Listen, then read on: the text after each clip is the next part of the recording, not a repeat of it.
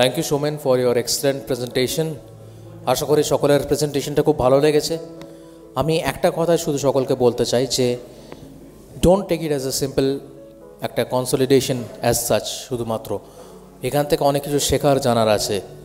The depth of physiology and the knowledge and the presentations can teach you a lot regarding basic medical sciences, because at the end of the day it is important that we understand basics the most. Without basics we are nobody. With basics we can be everything. আর কিছুটা হলেও জীবনে এগিয়ে আমরা যারা ডাক্তারবাবুরা আছি একটা কথাই সকলকে বলতে চাই যে বেসিক্সটা আমরা প্রতিনিয়ত দেখতে পাচ্ছি আরও বেশি করে ইম্পর্টেন্ট হয়ে পড়ছে। যত দিন যাবে, যত সময় যাবে, বেসিক্সটা আরও ভালো করে জানা দরকার। So keep at it. And next আমি আমাদের মেডিকেল টেকনোলজিস্ট রাবেয়াকে ডেকে নিতে চাই। রাবেয়ার ব্যাপারে দুটো ছোটো কথা বলি। Rabea has been consistently performing well in our C3s and have been taking the lead so far. She is one of the most knowledgeable and professionals that I have seen over here at C3, at CCU MR Bangur. Working with her, I can trust her blindfolded. আজকে সেই রাবেয়ার থেকে আমি চাইব তোমরা সকলে কিছু basics physiology topic জেনে নাও with respect to hemodynamics, and it will help you a lot in your life. So Rabea, please come over and take the stage. Please welcome her with a warm round of applause. Thank you. Hello. Good morning everyone. Ami Rabea, medical technologist of critical care unit of MR Bangur Hospital. So today another C3 আবার আমরা সবাই এক জায়গা হয়েছি।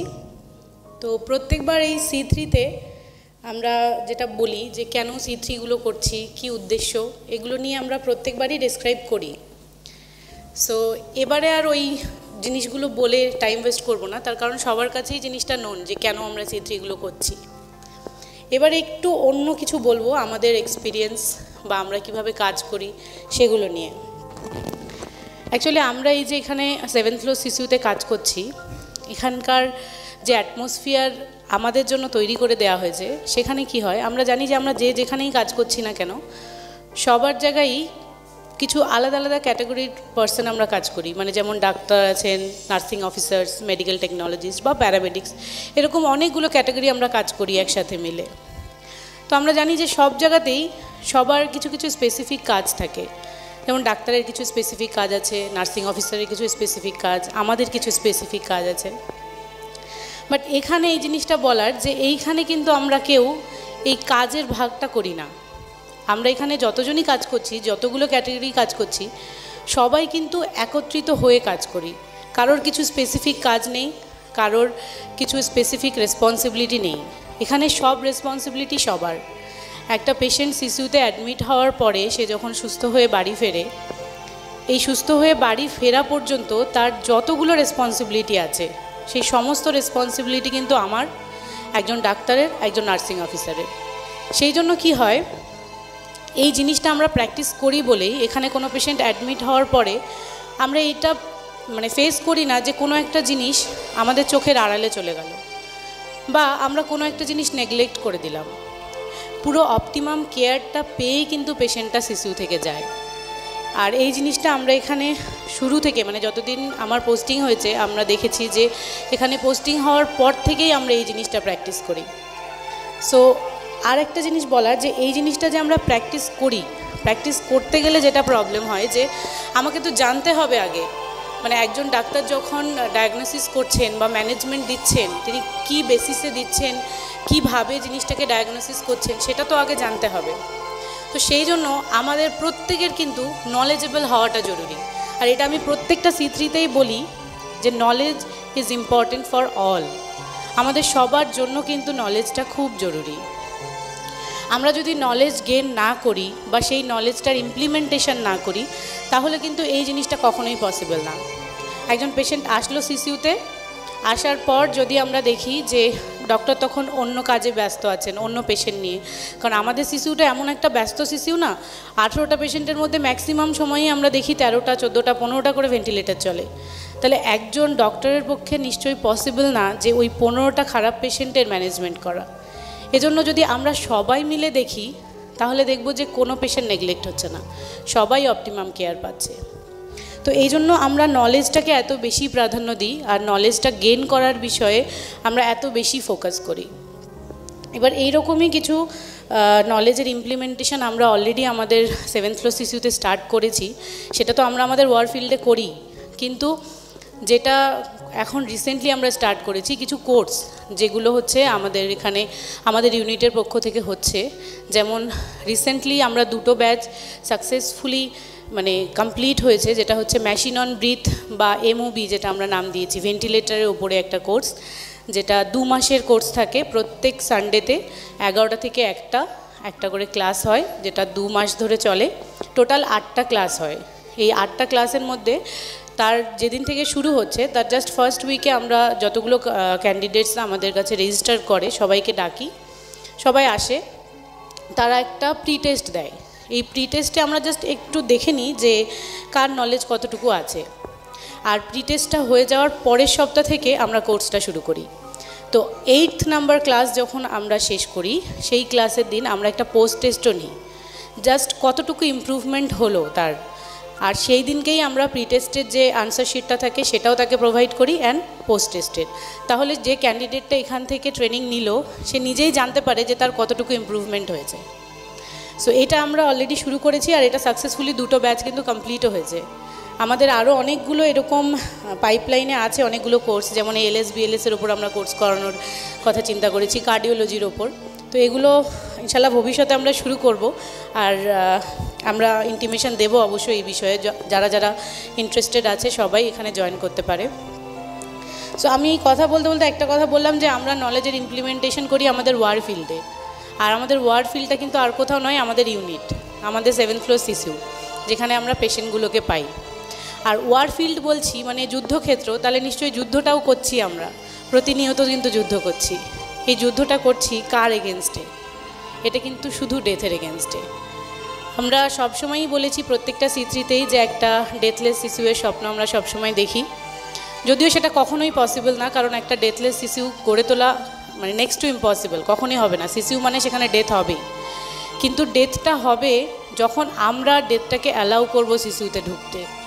সেই জন্য প্রতিনিয়ত আমরা প্রত্যেকটা ক্যাটাগরির মানুষ কিন্তু আমরা চেষ্টা করছি যে ডেথের এগেনস্টে যুদ্ধ করার আর ডেথটাকে ডিফিট করার জন্য।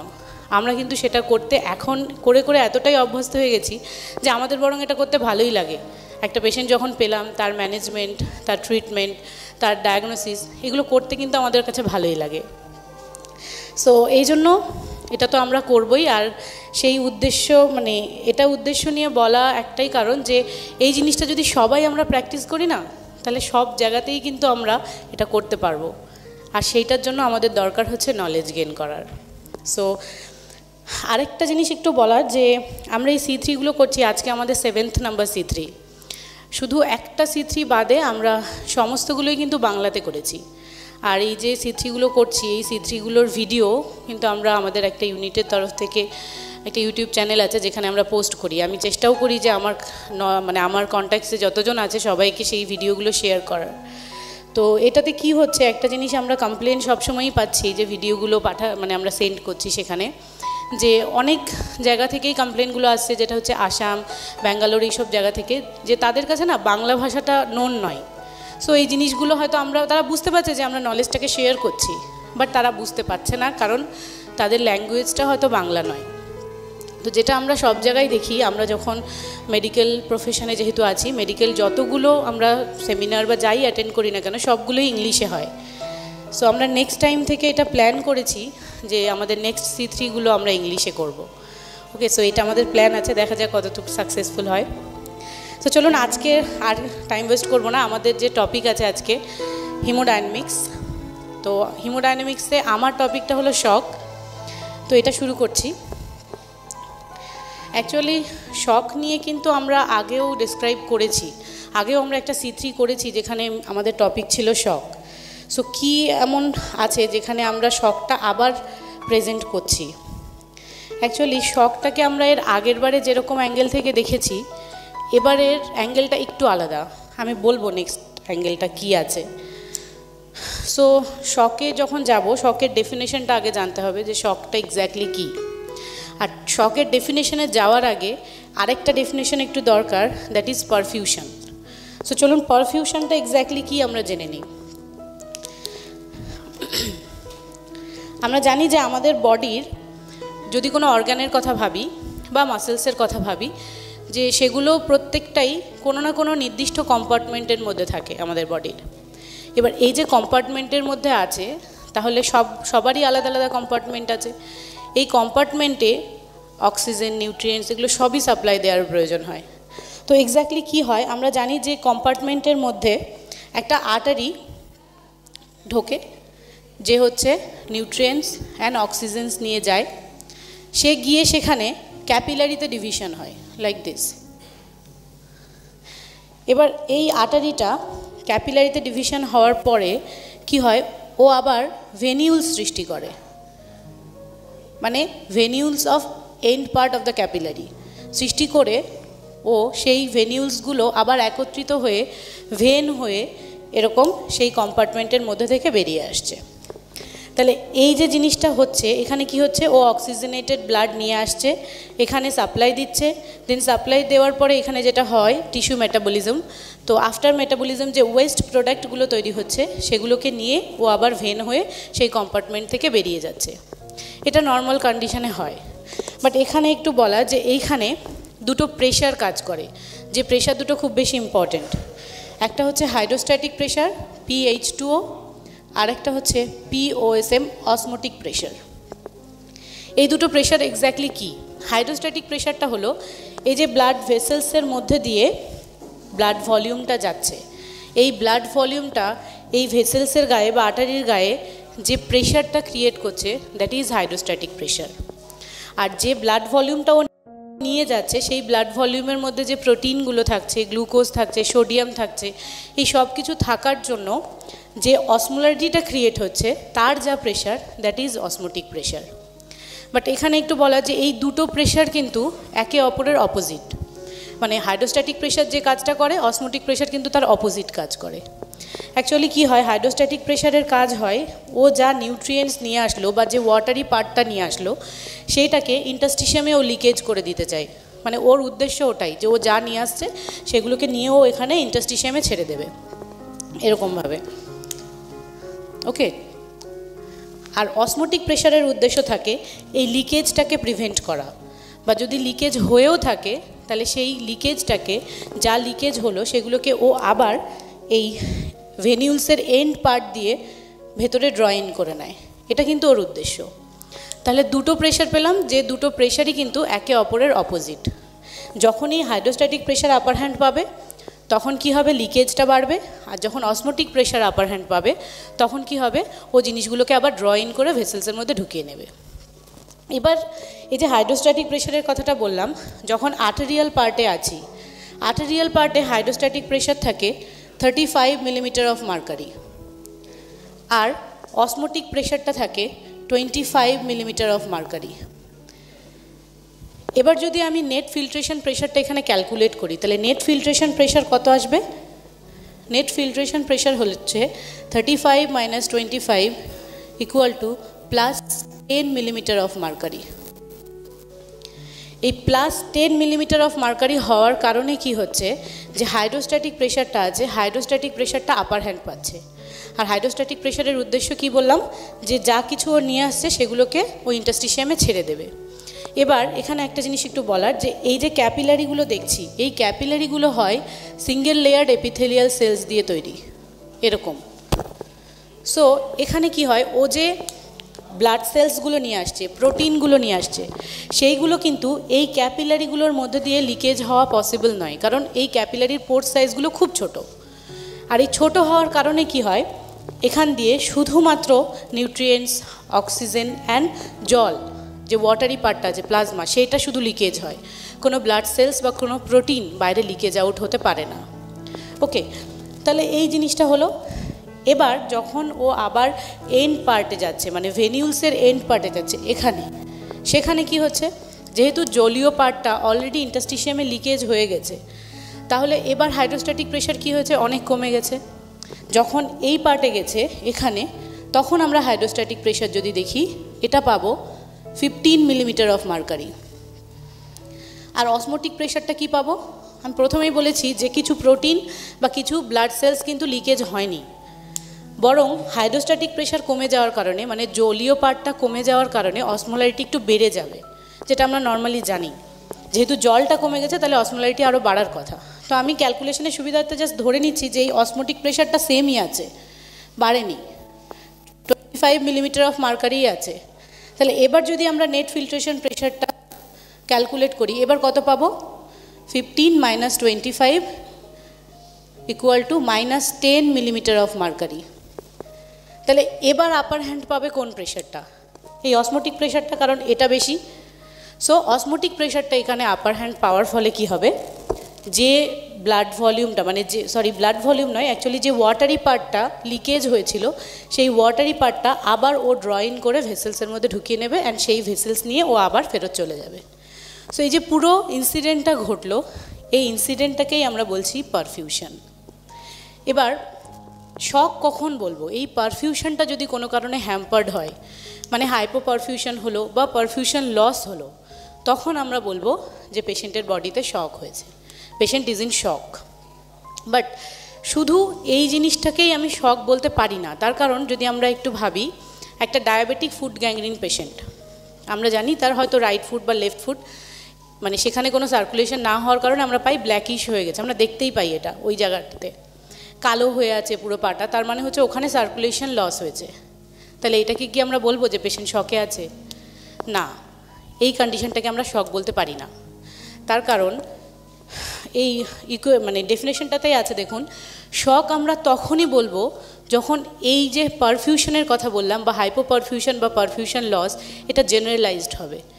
জেনারেলাইজড মিন্স সারা শরীরেই এই জিনিসটা ফিল হবে, সারা শরীরই ফিল করবে যে হ্যাঁ বডিতে হাইপো পারফিউশন হয়েছে, তখন আমরা বলবো পেশেন্ট ইজ ইন শক। আরও দুটো পয়েন্ট আছে, যে দুটো পয়েন্ট শকের ক্ষেত্রে মিলতে হবে। সেটা হচ্ছে, আমরা বললাম যে এখানে নিউট্রিয়েন্টস অক্সিজেন সাপ্লাই দিল ক্যাপিলারিতে গিয়ে, এন্ড টিস্যুগুলোতে। এবার কি হবে, এই যে অক্সিজেন নিউট্রিয়েন্ট সাপ্লাই দেওয়ার ফলে কি হলো, ওখানে একটা মেটাবলিজম হবে। অ্যান্ড আফটার মেটাবলিজম আমরা জানি আমাদের নর্মাল ওয়েস্ট যে প্রোডাক্টগুলো তৈরি হয়, that is carbon dioxide and জল।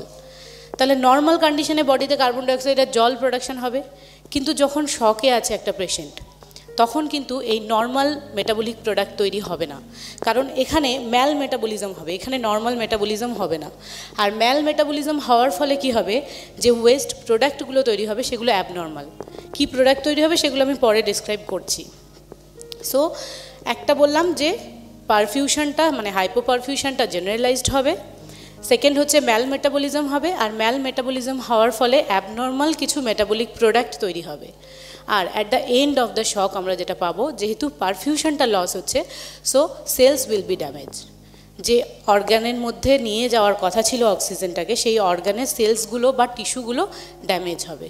সো আমরা ক্লিয়ার করে বলতে পারলাম যে যখন শক মানে হাইপো পারফিউশন হবে, তখন সেটা জেনারেলাইজ, ম্যাল মেটাবলিজমের ফলে abnormal metabolic products, and at the and হচ্ছে টিস্যু অর সেল ড্যামেজ। এই পুরো ওভারঅল কন্ডিশনটাকে আমরা বলবো শক। ওকে, সো নেক্সট আমরা বলেছি যে এবারে শকটাকে আমরা একটু আলাদা অ্যাঙ্গেল থেকে দেখব, চিরাচরিত প্রথায় শকটাকে দেখব না। সো আলাদা অ্যাঙ্গেলটা কি, আমরা বলেছি যে এই যে পারফিউশনটা দেখালাম, এই পারফিউশনটা যদি আমি একটু ওয়াইডলি দেখি, একটা হার্ট, আমি একটা স্কেমেটিক ডায়াগ্রামে দেখাচ্ছি, যদি এটা হার্ট ভাবি, হার্টের দুটো chamber, right chamber and left chamber. আমরা কি জানি, লেফট হার্ট থেকে অ্যাওর্টার মাধ্যমে সারা শরীরে ব্লাডটা ছড়িয়ে যাচ্ছে। আর এই সেম জিনিসটাই হচ্ছে, মানে অ্যাওর্টা, এটা আর্টারিয়াল পার্ট যদি ধরি, আর্টারিয়াল পার্টটা অ্যাওর্টা, দেন আর্টারি, দেন গিয়ে হচ্ছে ক্যাপিলারি। সেই ক্যাপিলারিটা কি হচ্ছে, আবার ভেনিউল সৃষ্টি করছে, লাইক দিস। ভেনিউল সৃষ্টি করে ও কী করছে, মানে একটা ভেনাস স্ট্রাকচার তৈরি করছে, সেই ভেনাস স্ট্রাকচারটা আবার রাইট হার্টে ফেরত যাচ্ছে। এটা তো নর্মাল কন্ডিশনে থাকে, হার্ট এরকমই হয়। সো এবার এই যে হার্টের কন্ডিশনটা আমি দেখলাম, এখানে পেলাম একটা আর্টেরিয়াল ফিল্ড আর একটা ভেনাস ফিল্ড।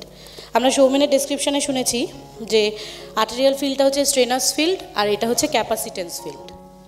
সো ওটা আমি পরে বলছি।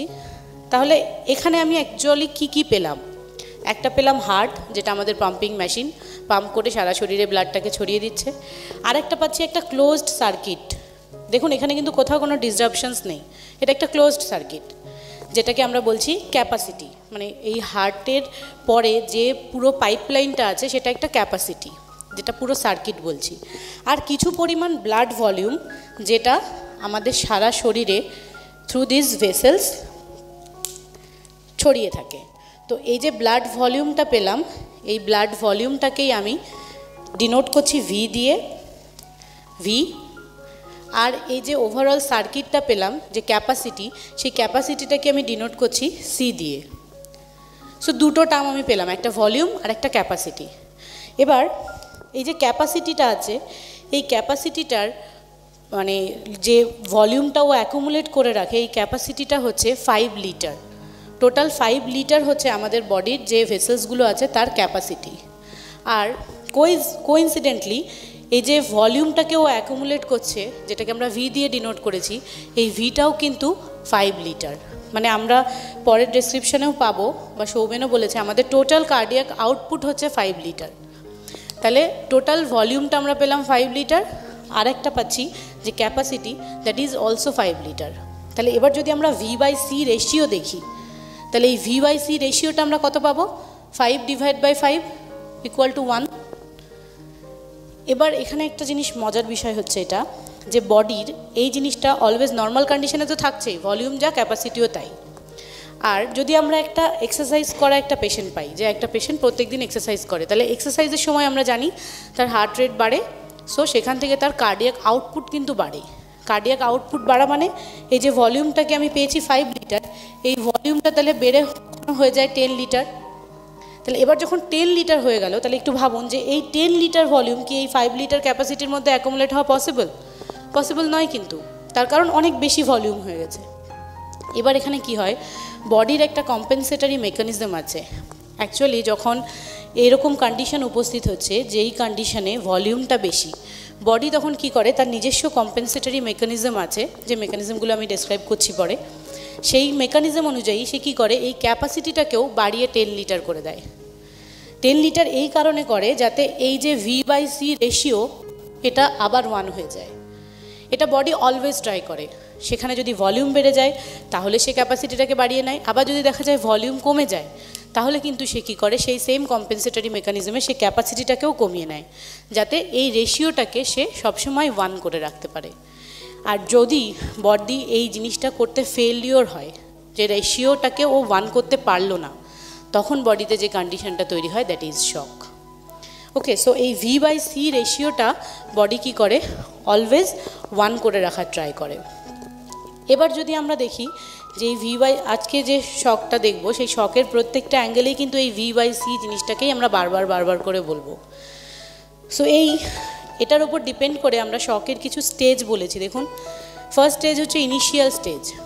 ইনিশিয়াল স্টেজটা অ্যাকচুয়ালি কি, আমরা এই জিনিসটা খুব কমন, ভেসোভেগাল অ্যাটাক খুবই কমন। আমাদের অনেক মানুষকে দেখেছি সঙ্গে সঙ্গে হয়তো দাঁড়িয়ে কথা বলতেই মাথা ঘুরে পড়ে গেল। আমরা পরে ওটা আইডেন্টিফাই করতে পারি যে এটা ভেসোভেগাল অ্যাটাক হয়েছিল। ভেসোভেগাল অ্যাটাকে অ্যাকচুয়ালি কী হয়, এই যে সিটাকে বললাম ক্যাপাসিটি, মানে এই পুরো ক্যাপাসিটিটা কি হয়, কোনো কারণে যদি ডাইলেট হয়ে যায়, নর্মাল কন্ডিশনে 5 লিটার আছে, বাট কোনো কন্ডিশনে যদি এই জিনিসটা কি হয়, ক্যাপাসিটিটা বেড়ে যায়, তাহলে একদম ইনস্ট্যান্ট, মানে বেড়ে যাওয়ার সাথে সাথেই তো আর বডি কম্পেনসেট করতে পারে না, ওর কিছুটা সময় লাগে কম্পেনসেট করতে। তো যখন এই ক্যাপাসিটিটা বেড়ে যাচ্ছে, তখনই কি হয়, সেই মানুষটা হয়তো দাঁড়িয়ে থাকতে থাকতে হুট করে মাথা ঘুরে পড়ে যায়।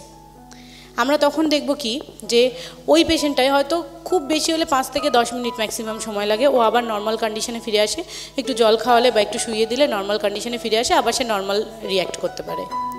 এই যে ওভারঅল কন্ডিশনটা হলো, এখানে কি হয়, অ্যাকচুয়ালি সিটা বেড়ে যাওয়ার ফলে তার যে ভলিউমটা আছে সেই ভলিউমটা কমে যায় ইনিশিয়াল স্টেজে। আর এই ইনিশিয়াল স্টেজে তখন বডি কী করে, জিনিসটাকে কম্পেনসেট করে ভলিউমটাকে বাড়িয়ে। তো এই যে স্টেজটা আমরা পেলাম, এই স্টেজটাকে আমরা নাম দিয়েছি ইনিশিয়াল স্টেজ। ওকে, নেক্সট স্টেজ আমরা একটা দেখছি কম্পেনসেটারি স্টেজ। কম্পেনসেটারি স্টেজটা অ্যাকচুয়ালি কি, কম্পেনসেটরি স্টেজ মানে এই সেম জিনিসটাই হয়। ইনিশিয়াল স্টেজটা যেমন যেখানে বডি কম্পেনসেট করে নিল, সেমই স্টেজ যেখানে বডিতে একটা শক তৈরি হয়। যেমন ইনিশিয়াল স্টেজে যদি আমরা দেখি যে কিছুক্ষণের জন্য হয়তো ওই পেশেন্টটা ডিসকমফর্ট ফিল করবে, বাট একটু পরে আবার নর্মাল হয়ে যাবে।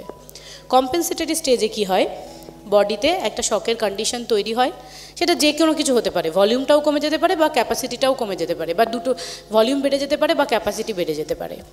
তো এই দুটো কন্ডিশনেই আমরা পাবো কি, যেখানে বডি ট্রাই করবে কম্পেনসেট করার তার কম্পেনসেটরি মেকানিজমে, with medicine or without medicine, যেটা আমরা পাই সিসিউতে যখন একটা পেশেন্ট শকে থাকে আমরা তাকে তার ম্যানেজমেন্ট দিই। তার মানে উইথ মেডিসিনও কম্পেনসেট হতে পারে, আবার উইদাউট মেডিসিন সেক্ষেত্রেও কিন্তু বডি কম্পেনসেট করতে পারে।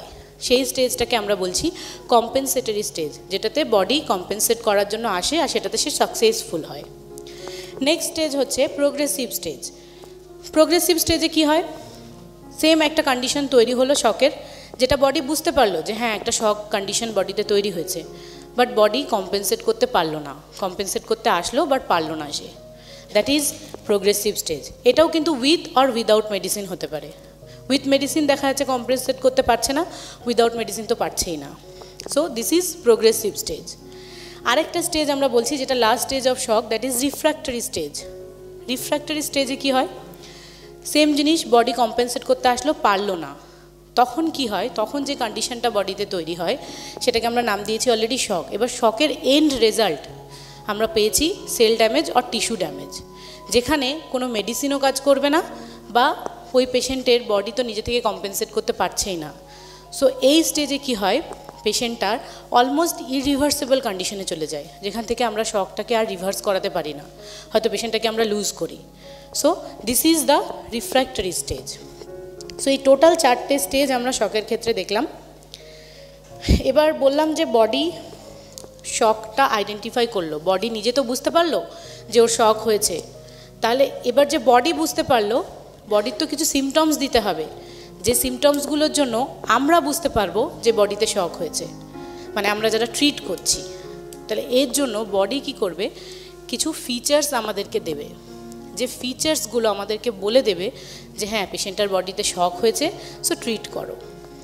এই ফিচার্সগুলো কিছু আছে যেগুলো হচ্ছে বায়াসড ফিচার্স, মানে আমরা দুটো ভাগে ভাগ করেছি, কিছু বায়াসড অ্যান্ড কিছু আনবায়াসড বা নন বায়াসড ফিচার্স।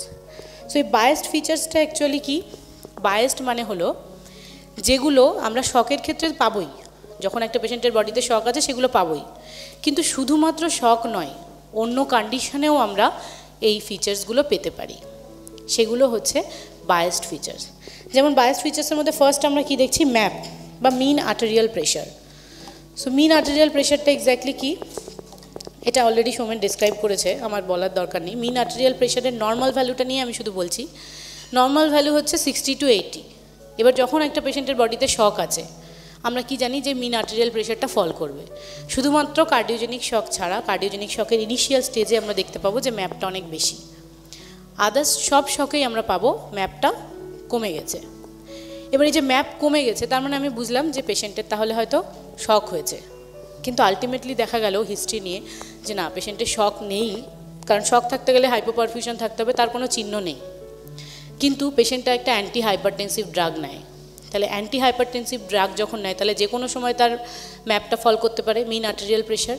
সো আমরা এই জন্য ম্যাপটাকে আনবায়াসড ফিচার্স, বায়াসড ফিচার্সের মধ্যে ফেলছি, যেখানে ম্যাপটা অন্য কারণেও আমরা কমে যেতে দেখতে পারি, শুধু শকের ক্ষেত্রে নয়। নেক্সট আমরা আসছি সিভিপি। সিভিপি মানে সেন্ট্রাল ভেনাস প্রেশার। এটা আমরা সবাই জানি যে সেন্ট্রাল ভেনাস প্রেশারটা আমরা সেন্ট্রাল ভেনে মেজার করি, ইনফেরিয়র আর সুপিরিয়র ভেনা কেভাতে, যার নর্মাল লিমিট হচ্ছে 2 to 6। এবার একটা পেশেন্টকে আমি সাপোজ পেলাম সিসিউতে, যার একটা কার্ডিয়াক আউটপুট মনিটরে কানেক্ট করলাম, সেখানে আমরা দেখলাম যে সিভিপিটা বেশি দেখাচ্ছে, মানে 8-9 এরকম রেঞ্জে দেখাচ্ছে। এবার 8-9 রেঞ্জে দেখাচ্ছে মানে আমাদের কাছে একটা ইমপ্রেশন আছে যে সিভিপি অনেক বেশি, তার মানে পেশেন্ট হয়তো কার্ডিওজেনিক শকে আছে। আমি বুঝবো কার্ডিওজেনিক শকে তো আমরা ফ্লুইড দিতে পারি না, যেহেতু হার্টটা পাম্প আউট করছে না। তাহলে আমি কি করলাম, পেশেন্টটাকে ফ্লুইড দিলাম না, ফ্লুইড না দিয়ে আমি বাড়ি চলে গেলাম, মানে আমার ডিউটি শেষ হয়ে গেল, আমি বাড়ি চলে গেলাম। পরের দিন এসে দেখলাম সামহাউ পেশেন্টটা মরে গেছে। তাহলে এখানে আমি নিশ্চয়ই তাহলে ডায়াগনোসিসটা ঠিক করিনি, ডায়াগনোসিসটা আমার ভুল হয়েছিল, যে কারণে আমার পেশেন্টটাকে আমি লুজ করেছি। তো এখানে কি ব্যাপার অ্যাকচুয়ালি ঘটেছে, এই যে সিভিপিটা বললাম, সিভিপিটাকে যে কারণে আমরা বায়াসড ফিচার্সের মধ্যে ফেলছি, কারণ সিভিপির ওপর ডিপেন্ড করে আমরা শুধুমাত্র সিভিপির ওপর ডিপেন্ড করে কিন্তু কোনো পেশেন্টের শক আইডেন্টিফাই করতে পারি না। তার কারণ এই পেশেন্টটার ক্ষেত্রেই যদি আমরা পরে যখন আইডেন্টিফাই করেছি তখন দেখতে পেয়েছি যে এরকম পেশেন্ট যখন আমরা পাচ্ছি যার সিভিপি বেশি, তাকে আমরা ফার্স্টলি যদি দেখতাম যে ওই পেশেন্টের কোল্ড সোয়েটিং আছে কিনা বা অন্য কোনো ফিচার্স আমি আর দেখিনি, শুধু সিভিপিটাই দেখেছি যে সিভিপিটা বেশি আছে, সো ঠিক আছে একে ফ্লুইড দেওয়া যাবে না, চলে যাই অন্য ট্রিটমেন্ট করি। বাট এখানে যদি আমি একটু তার পেরিফেরিটা নোটিস করতাম তাহলে দেখতাম যখন পেশেন্টের হাইপোভলিমিয়া আছে তখন আমি কি পাবো, যে পেশেন্টের পেরিফেরিগুলো কোল্ড, তার কারণ ভেসো কনস্ট্রিকশন হওয়ার কারণে পেরিফেরিগুলো কোল্ড হয়ে আছে, কিন্তু তার কোনো সোয়েটিং থাকতো না। বাট যদি এটা কার্ডিওজেনিক শক থাকতো, কার্ডিওজেনিক শকে আমরা পেতাম যে হাইড্রোস্ট্যাটিক প্রেশার বেশি হওয়ার কারণে তার প্রচুর সোয়েটিং আছে, পেরিফেরি কোল্ডই আছে ডিউ টু ভেসো কনস্ট্রিকশন, বাট যেহেতু হাইড্রোস্ট্যাটিক প্রেশারটা আমরা বেশি পাই কার্ডিওজেনিক শকে, সেখানে আমরা পেতাম যে তার পেরিফেরিতে একটা সোয়েটিং আছে, কোল্ড সোয়েটিং। বাট আমি কিন্তু সেটা নোটিসই করিনি, সেই ফিচার্স আমি দেখিইনি, শুধুমাত্র সিভিপিটা দেখে আমি ট্রিটমেন্ট দিইনি। অ্যাকচুয়ালি কী হতো, এখানে যদি আমি একটু ফ্লুইড দিতাম তাহলে দেখতে পেতাম যে এই যে সিভিপিটা আমি বেশি পেয়েছি, এই সিভিপিটা বেশি পেয়েছি ডিউ টু ভেসো কনস্ট্রিকশন। তার কারণ বডির কম্পেনসেটরি মেকানিজমে বলেছি যে বডিতে যখন ভলিউম কমে গেছে বডি সিটাকেও কমিয়ে দেবে ডিউ টু তার কম্পেনসেটরি মেকানিজম। তাহলে আমি সিটা কম পেয়েছি যখন, সিটা তো জেনারেলাইজড কম পাবো, জেনারেলাইজড কম পাবো means inferior vena cava superior vena cava সবগুলোই আমি কনস্ট্রিক্টেড হতে দেখবো। তাহলে সেখানে যখন আমি প্রেশার মেপেছি সেগুলো অলরেডি কনস্ট্রিক্ট হয়ে আছে, সেখানে যখন আমি সিভিপিটা মেপেছি তাহলে সিভিপিটা আমি বেশিই পাচ্ছি। বাট এখানে যদি আমি একটু ফ্লুইড দিয়ে দেখতাম তাহলে দেখতে পেতাম, মানে যদি আমি পেরিফেরিগুলো নোট করতাম বা তার সোয়েটিংটা নোট করতাম তাহলে দেখতে পেতাম যে পেশেন্ট আলটিমেটলি কার্ডিওজেনিক শকে নেই। সেখানে আমি ফ্লুইড দেওয়ার পরে দেখব যে ভেসো কনস্ট্রিকশনের কারণে সিভিপিটা আমি বেশি পেয়েছিলাম, দেখব সিভিপিটা আস্তে আস্তে কমে যাচ্ছে, যেটা আমরা কার্ডিয়াক আউটপুট মনিটরে দেখতে পাবো। সো তার মানে আমি ডায়াগনোসিসটা ভুল করেছি, শুধু সিভিপির ওপর ডিপেন্ড করে আমি কোনো পেশেন্টের শক আইডেন্টিফাই করতে পারি না, এজন্য আমরা সিভিপিটাকে বায়াসড ফিচার্সের মধ্যে ফেলেছি। নেক্সট আসছে ইউরিন আউটপুট। ইউরিন আউটপুটটা আমরা শকের ক্ষেত্রে কী পাই, যেহেতু পারফিউশন কমে যায় তাহলে কিডনির কাছে যে আর্টারিটা ব্লাড সাপ্লাই নিয়ে যায় সেখানেও তাহলে নিশ্চয়ই হাইপোপারফিউশন হবে। সো সেখানে তার সাপ্লাই যতটা যাওয়ার কথা, আমরা জানি কার্ডিয়াক আউটপুটে টোটাল 21% হচ্ছে কিডনির কাছে ব্লাড সাপ্লাই যায়, তাহলে সেটা কমে যাবে পারফিউশন যেহেতু কমে গেছে। তাহলে এবার যখন কিডনির কাছে ফ্লুইডটাই কম যাচ্ছে তাহলে কিডনি ফিল্টারও করবে কম, তাহলে তার ইউরিন আউটপুটও অনেক কম পাবো। সেই জন্য আমরা প্রত্যেকটা শকেই দেখব ইউরিন আউটপুটটা আমরা কম পাচ্ছি। তাহলে একটা পেশেন্ট পেলাম যার ইউরিন আউটপুট কম, আমি বলে দিলাম পেশেন্ট শকে আছে, সেটা কি ট্রু? নাও হতে পারে। তার কারণ আমি হয়তো যে পেশেন্টটাকে পেয়েছি তার সিকেডি আছে, সিকেডি থাকা মানে কি তার ইউরিন আউটপুট কমে যাবে। ইউরিন আউটপুট অনেক সময় আমরা নীলও পাই। তাহলে ইউরিন আউটপুটের ওপর আমরা ডিপেন্ড করে কিন্তু বলতে পারি না পেশেন্ট শকে আছে। আবার একটা পেশেন্ট পেয়েছি যার ইউরিন আউটপুটটা অনেক বেশি, তাহলে আমি ভেবে নিলাম যে তাহলে পেশেন্টের শরীরে কোনো শক নেই, কারণ তার ইউরিন আউটপুট তো অনেক বেশি হচ্ছে, তাহলে শক থাকার কথা নয়। বাট একটু যদি আমরা আইডেন্টিফাই করতাম দেখতাম হয়তো তার হিস্ট্রি আছে প্রচুর ডায়ুরেটিক্স পেয়েছে, অথচ পেশেন্ট শকে আছে কিন্তু কোনো একটা ট্রিটমেন্ট এমন পেয়েছে যেখানে প্রচুর ডায়ুরেটিক্স পেয়েছে সে, আর ডায়ুরেটিক্স বেশি পাওয়া মানে তার ইউরিন আউটপুটও প্রচুর হচ্ছে। আমি ইউরিন আউটপুট দেখে বলে দিলাম যে ইউরিন আউটপুট তো সাফিসিয়েন্ট আছে, তার মানে পেশেন্টের শক নেই, কিন্তু সেটাও আমার একটা ভুল ডায়াগনোসিস। এজন্য ইউরিন আউটপুটের ওপরেও আমরা ডিপেন্ড করতে পারি না শকটাকে আইডেন্টিফাই করার জন্য। ওকে, নেক্সট হচ্ছে জিসিএস।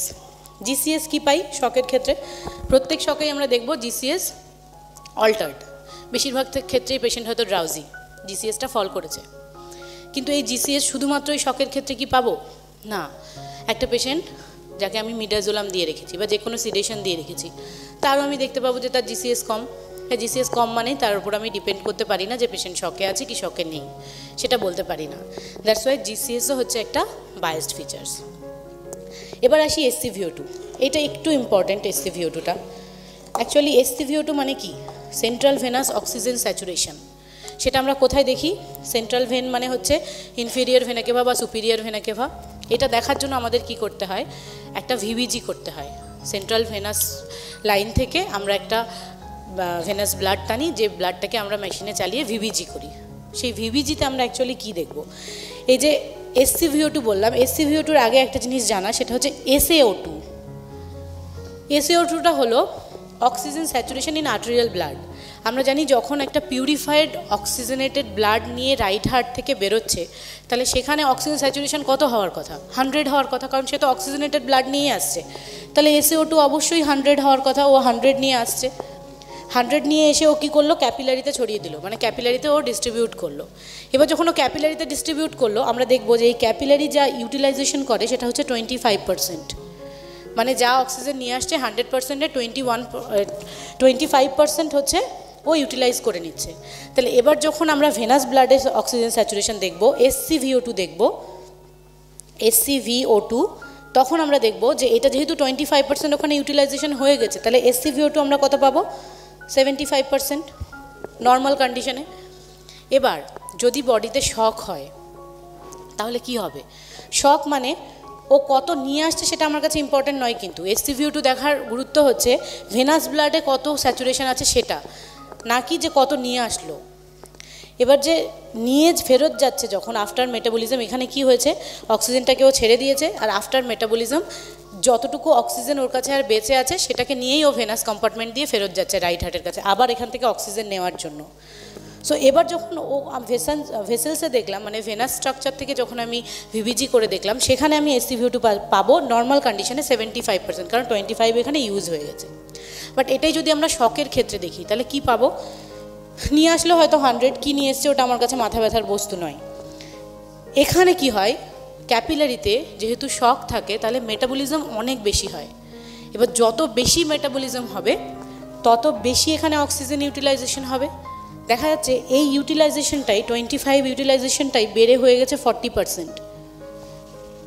100 নিয়ে এসেছিল, 40% এখানে ইউটিলাইজ হয়ে গেছে। তাহলে এবার এই ScVO2টা কত পাওয়ার কথা? 60, কারণ 100-র মধ্যে 40 চলে গেছে। শকের কন্ডিশনে আমি এই 75%টা দেখবো হয়তো 60%। আচ্ছা একটু বলে দিই, এই 75টাকে আমরা নর্মাল রেঞ্জ ধরি 70 to 80। ওকে, 70 to 80 হচ্ছে নর্মাল ScVO2 রেঞ্জ। তাহলে আমি শকের কন্ডিশনে পেলাম যে এটা 60% হয়ে গেছে। এবার এই যে শকের কন্ডিশনে পেলাম ScVO2 ফল করেছে, এটা কি শুধুই শকে পাবো না অন্য কোনো কন্ডিশনেও পেতে পারি? ইয়েস, অন্য কন্ডিশনেও পেতে পারি। সেটা কখন? যখন একটা পেশেন্ট ঘুমাচ্ছে, একটা মানুষ নর্মাল কন্ডিশনে ঘুমাচ্ছে, যখন শক নেই বডিতে, ঘুমের সময় কি হয়? স্লিপ হাইপোপনিয়া হয়। স্লিপ হাইপোপনিয়াটা কি? যে আমরা যখন ঘুমাই আমাদের রেসপিরেটরি রেট, হার্ট রেট সবই ফল করে, কমে যায় অনেক। নর্মাল আমাদের যা রেসপিরেটরি রেট আছে তার তুলনায় অনেক কমে যায়। স্লিপ হাইপোপনিয়াতে কি হয়? এই যে যেহেতু রেসপিরেটরি রেটটা কমে গেছে, তাহলে এবার এই যে আর্টেরিয়াল ফিল্ডের অক্সিজেন নিয়ে আসার কথা, এই অক্সিজেন নিয়ে আসাটাই তো কমে গেছে, কারণ তার রেসপিরেটরি রেট কমে গেছে। দেখা যাচ্ছে সেই সময় ও যে SaO2টা আছে যেটা নিয়ে আসছে সেটাই হয়তো কমে গিয়ে 90% হয়েছে। তখন আমরা যদি স্যাচুরেশন মাপি দেখবো 90% স্যাচুরেশন। তাহলে এবার যখন 90% স্যাচুরেশন নিয়েও আসছে, এখানে তো মেটাবলিজম সেমই হচ্ছে, মানে ও 25ই ইউজ করে নিচ্ছে কারণ নর্মাল কন্ডিশনে আছে। এবার ওই 90 থেকে 25% যদি ইউজ করে নেয়, তারপর যখন ফেরত যাবে, সেই ফেরত যাওয়াটাই দেখবো যে এটা হয়তো শকের ক্ষেত্রে 60 হয়েছিল, এটা তখন আমি পাবো 65%, কারণ পেশেন্টটা স্লিপ হাইপোপনিয়াতে আছে। তাহলে ScVO2-র ওপরও আমি শুধু ডিপেন্ড করতে পারি না যে ScVO2 কমে যাওয়া মানেই যে পেশেন্ট শকে আছে, সেটা আমি বলতে পারি না। দ্যাটস ওয়াই ScVO2 হচ্ছে একটা বায়াস ফিচার্স। নেক্সট আমরা যাচ্ছি ল্যাকটেট। ল্যাকটেটটা কি? আমরা নর্মাল কন্ডিশনে যখন দেখব, নর্মাল কন্ডিশনে যদি দেখি গ্লুকোজ কি হয়? ভেঙে কার্বন ডাইঅক্সাইড আর জল প্রোডাকশন হয়, এটা বডিতে নর্মাল কন্ডিশনে হয়।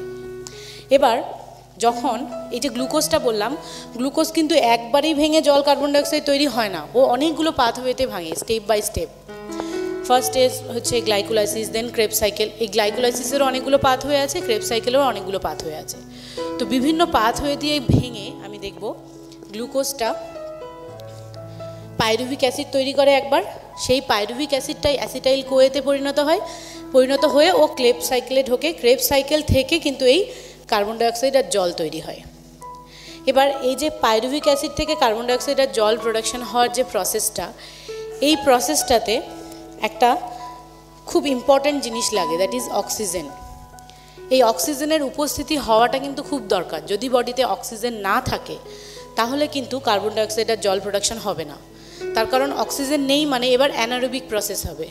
অ্যানারোবিক প্রসেসে এই পাইরুভিক অ্যাসিড থেকে তৈরি হবে ল্যাকটেট। এটা অ্যানারোবিক প্রসেস। এটা আমরা কিন্তু সবাই জানি যে অ্যারোবিক প্রসেসে কার্বন ডাইঅক্সাইড আর জল তৈরি হয় যেখানে অক্সিজেনের উপস্থিতি দরকার হয়, আর যদি অক্সিজেন না থাকে তখন অ্যানারোবিক প্রসেসে ল্যাকটেট প্রোডাকশন হয়। তাহলে নর্মাল কন্ডিশনে যখন শক আছে, মানে শক নেই বডিতে, তখন এই জিনিসটা হওয়ার কথা, কার্বন ডাইঅক্সাইডের জল প্রোডাকশন হওয়ার কথা। বাট যখন বডিতে শক থাকে, আমি প্রথমেই বলেছি যে ম্যাল মেটাবলিজমের ফলে বডিতে অ্যাবনর্মাল মেটাবলিক প্রোডাক্ট তৈরি হয়। এই যে অ্যাবনর্মাল মেটাবলিক প্রোডাক্ট, তার মধ্যে অন্যতম হচ্ছে ল্যাকটেট। যখন বডিতে শক আছে তখন ম্যাল মেটাবলিজমের ফলে কিন্তু ল্যাকটেট প্রোডাকশন হয়। বাট শুধুমাত্র শকের ক্ষেত্রেই যে আমি ল্যাকটেট প্রোডাকশন পাবো সেটাও কিন্তু নয়। তার কারণ আমি দেখলাম যদি বডিতে অক্সিজেনের অভাব ঘটে, সিম্পলি আর কিচ্ছু নেই, শুধু অক্সিজেন ডেফিসিয়েন্সি, যেটা আমরা কোভিডের সময় লক্ষ লক্ষ পেশেন্ট এরকম পেয়েছি যে তার বডিতে lactate production huge, not necessary যে সেটা ল্যাকটিক অ্যাসিডোসিস করছে, কিন্তু ল্যাকটেট যখন আমরা দেখছি 15, 16, 17 এই লেভেলে ল্যাকটেট পাচ্ছি, কিন্তু বডিতে শক নেই, তার মানেটা হচ্ছে যে তখন পেশেন্টের বডিতে শুধুমাত্র অক্সিজেন ডেফিসিয়েন্সি আছে, আর শুধু অক্সিজেন ডেফিসিয়েন্সি থাকার কারণে আমরা ল্যাকটেটটা প্রোডাকশন পাচ্ছি। এই জন্য আমরা ল্যাকটেটটাকেও কিন্তু বায়াসড ফিচার্সের মধ্যে ফেলেছি, কারণ ওটা আমরা শুধু ওটা দেখেই আমরা বলতে পারি না যে পেশেন্ট শকে আছে। ওকে, আচ্ছা, নেক্সট আমরা মুভ করছি কিছু আনবায়াসড ফিচার। এতক্ষণ আমরা বললাম বায়াসড ফিচার্স, আর এবার আমরা মুভ করছি কিছু আনবায়াসড ফিচার, যে ফিচার্সগুলো আমরা কিন্তু শুধুমাত্র শকের ক্ষেত্রেই পাবো, আর অন্য কোনো কন্ডিশনেই আমরা পেতে পারি না। তার মধ্যে অন্যতম একটা হচ্ছে ডেল্টা পিসিও2। ডেল্টা পিসিও2টা এক্স্যাক্টলি কী? এই যে বললাম SCVO2, ডেল্টা পিসিও2 অনেকটা এরকম। ডেল্টা পিসিও2 দেখতে গেলে আমাকে কি করতে হয়? একটা আর্টেরিয়াল ব্লাড নিতে হয় আর একটা ভেনাস ব্লাড নিতে হয়। আর্টেরিয়াল ব্লাডটাকে আমরা এবিজি করব, সেন্ট্রাল ভেনাস লাইন থেকে একটা ভেনাস ব্লাড নিয়ে ভিবিজি করব। এই ভেনাস ব্লাডে যেটা দেখবো, এতক্ষণ আমরা SCVO2-র ক্ষেত্রে দেখেছিলাম অক্সিজেন স্যাচুরেশন, বাট ডেল্টা পিসিও2-র ক্ষেত্রে দেখব কার্বন ডাইঅক্সাইডের পরিমাণ। আর SCVO2-র ক্ষেত্রে আমার কিন্তু ইম্পর্ট্যান্ট ছিল না যে কত ও নিয়ে আসছে, বাট ডেল্টা পিসিও2-র ক্ষেত্রে আমার ইম্পর্ট্যান্ট কিন্তু কত কার্বন ডাইঅক্সাইড ও নিয়ে আসছে আর কত কার্বন ডাইঅক্সাইড ও নিয়ে ফিরছে। অ্যাকচুয়ালি এই যে জিনিসটা হয়, এই জিনিসটা কীরকম হয় আমরা জানি, রাইট হার্ট থেকে একটা পালমোনারি ভেসেলসের মাধ্যমে বা পালমোনারি আর্টারির মাধ্যমে এখানে একটা লাংস থাকে, যে লাংসে হচ্ছে ব্লাডটা সাপ্লাই যায়। আর আচ্ছা, এখানে একটু অন্য কালি দিয়ে ডিনোট করি, তাহলে জিনিসটা ভালো হবে। আমরা জানি পালমোনারি ফিল্ডে যে ব্লাড সাপ্লাইটা যায় সেটা হচ্ছে ভেনাস স্ট্রাকচার দিয়ে যায়, কিন্তু ও আর্টেরিয়াল ব্লাড নিয়ে যাচ্ছে। তাহলে এখানে একটা লাংস পেলাম, সেই লাংসেও পালমোনারি ভেসেলসের মাধ্যমে ব্লাডটাকে নিয়ে গেল রাইট হার্ট থেকে পিউরিফাই হওয়ার জন্য। ওকে, আর ও যখন নিয়ে ফিরছে অক্সিজেনেটেড ব্লাড, সেটা আমরা জানি পালমোনারি ভেনের মাধ্যমে নিয়ে ফেরে, যেটা লেফট হার্টে ফিরে আসছে। তাহলে এই কন্ডিশনে কি হচ্ছে, রাইট হার্ট থেকে ব্লাডটা যাচ্ছে হচ্ছে পালমোনারি ফিল্ডে, সেখানে গিয়েও অক্সিজেনেটেড হচ্ছে, অক্সিজেনেটেড হয়ে মানে কার্বন ডাইঅক্সাইড যা নিয়ে আসছে ভেসেলে করে, সেই কার্বন ডাইঅক্সাইডটা ও বাইরে ছেড়ে দিচ্ছে রেসপিরেশনের মাধ্যমে, আর অক্সিজেনটাকে নিয়ে ও লেফট হার্টে ফিরছে। এটা নর্মাল কন্ডিশনে আমরা পাই। বাট এবার যখন বডিতে শক কন্ডিশন আছে, আমি শক কন্ডিশনে দেখব ডেল্টা পিসিও2। যে ডেল্টা পিসিও2 বলছি, তাহলে দেখবো কিভাবে? একটা ভিবিজি করেছি, একটা এবিজি করেছি।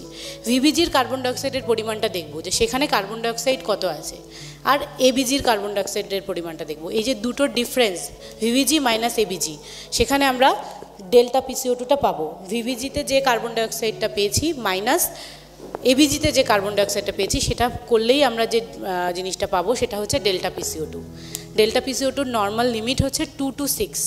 যদি আমরা 2 to 6-এর মধ্যে পাই, তাহলে আমরা বলবো যে পেশেন্টের বডিতে কোনো শক নেই, কার্বন ডাইঅক্সাইড যা প্রোডাকশন হওয়ার কথা নর্মালি প্রোডাকশন হচ্ছে। যদি আমরা মোর দ্যান 6 পাই, তাহলে এক্স্যাক্টলি কী হবে?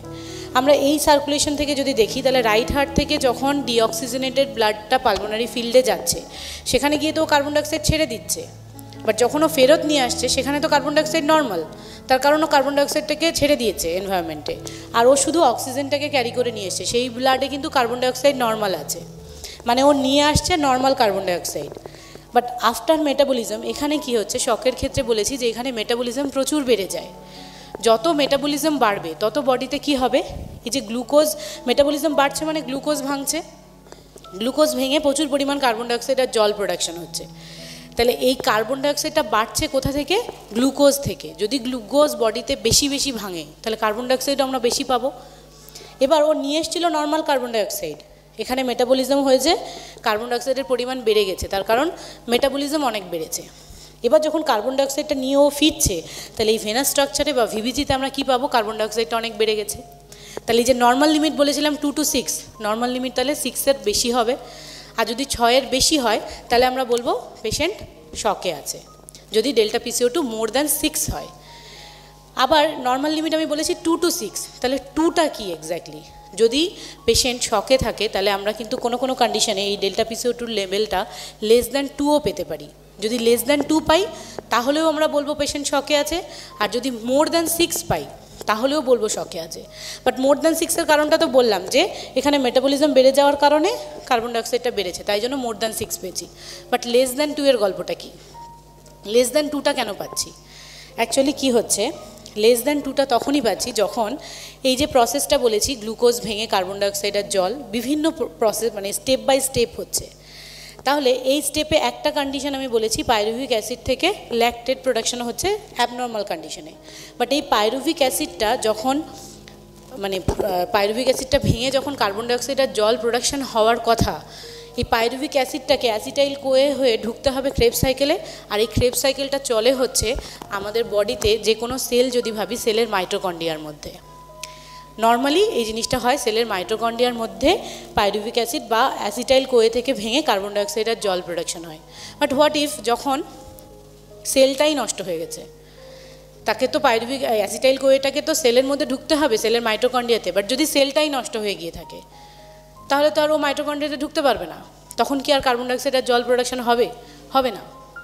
নর্মাল কার্বন ডাইঅক্সাইডও নিয়ে আসছে, এখানে গিয়ে দেখা যাচ্ছে যে সেলগুলো ড্যামেজ, যেটা রিফ্র্যাক্টরি স্টেজে পাই আমরা শকের ক্ষেত্রে এন্ড স্টেজে, যেখানে সেলগুলো ড্যামেজ হয়ে গেছে। তাহলে যখন সেল ড্যামেজ তাহলে কিন্তু আর অ্যাসিটাইল কোয়ে সেলের মধ্যে ঢুকতে পারছে না বা সেলের মাইটোকন্ড্রিয়ার মধ্যে ঢুকতে পারছে না, আর যখন ঢুকতে পারছে না তখন তো কার্বন ডাইঅক্সাইড প্রোডাকশনের গল্পই নেই। তাহলে এবার যখন যে ব্লাডটা ও ফেরত নিয়ে যাবে ভেনাস স্ট্রাকচার দিয়ে সেখানে কার্বন ডাইঅক্সাইড কমে যাবে, সেই জন্য আমরা ডেল্টা PCO2 লেভেলটা কখনো কখনো লেস দ্যান 2ও পেতে পারি, যেটা হচ্ছে এন্ড স্টেজ অফ শক, যেটা আর অন্য কোনো কন্ডিশনে পাবো না। সেই জন্য লেস দ্যান 2ও যদি আমরা পাই সেখানেও কিন্তু আমরা বলবো যে পেশেন্টটা শকে আছে। তো এই জন্য নর্মাল লিমিটটা 2 to 6।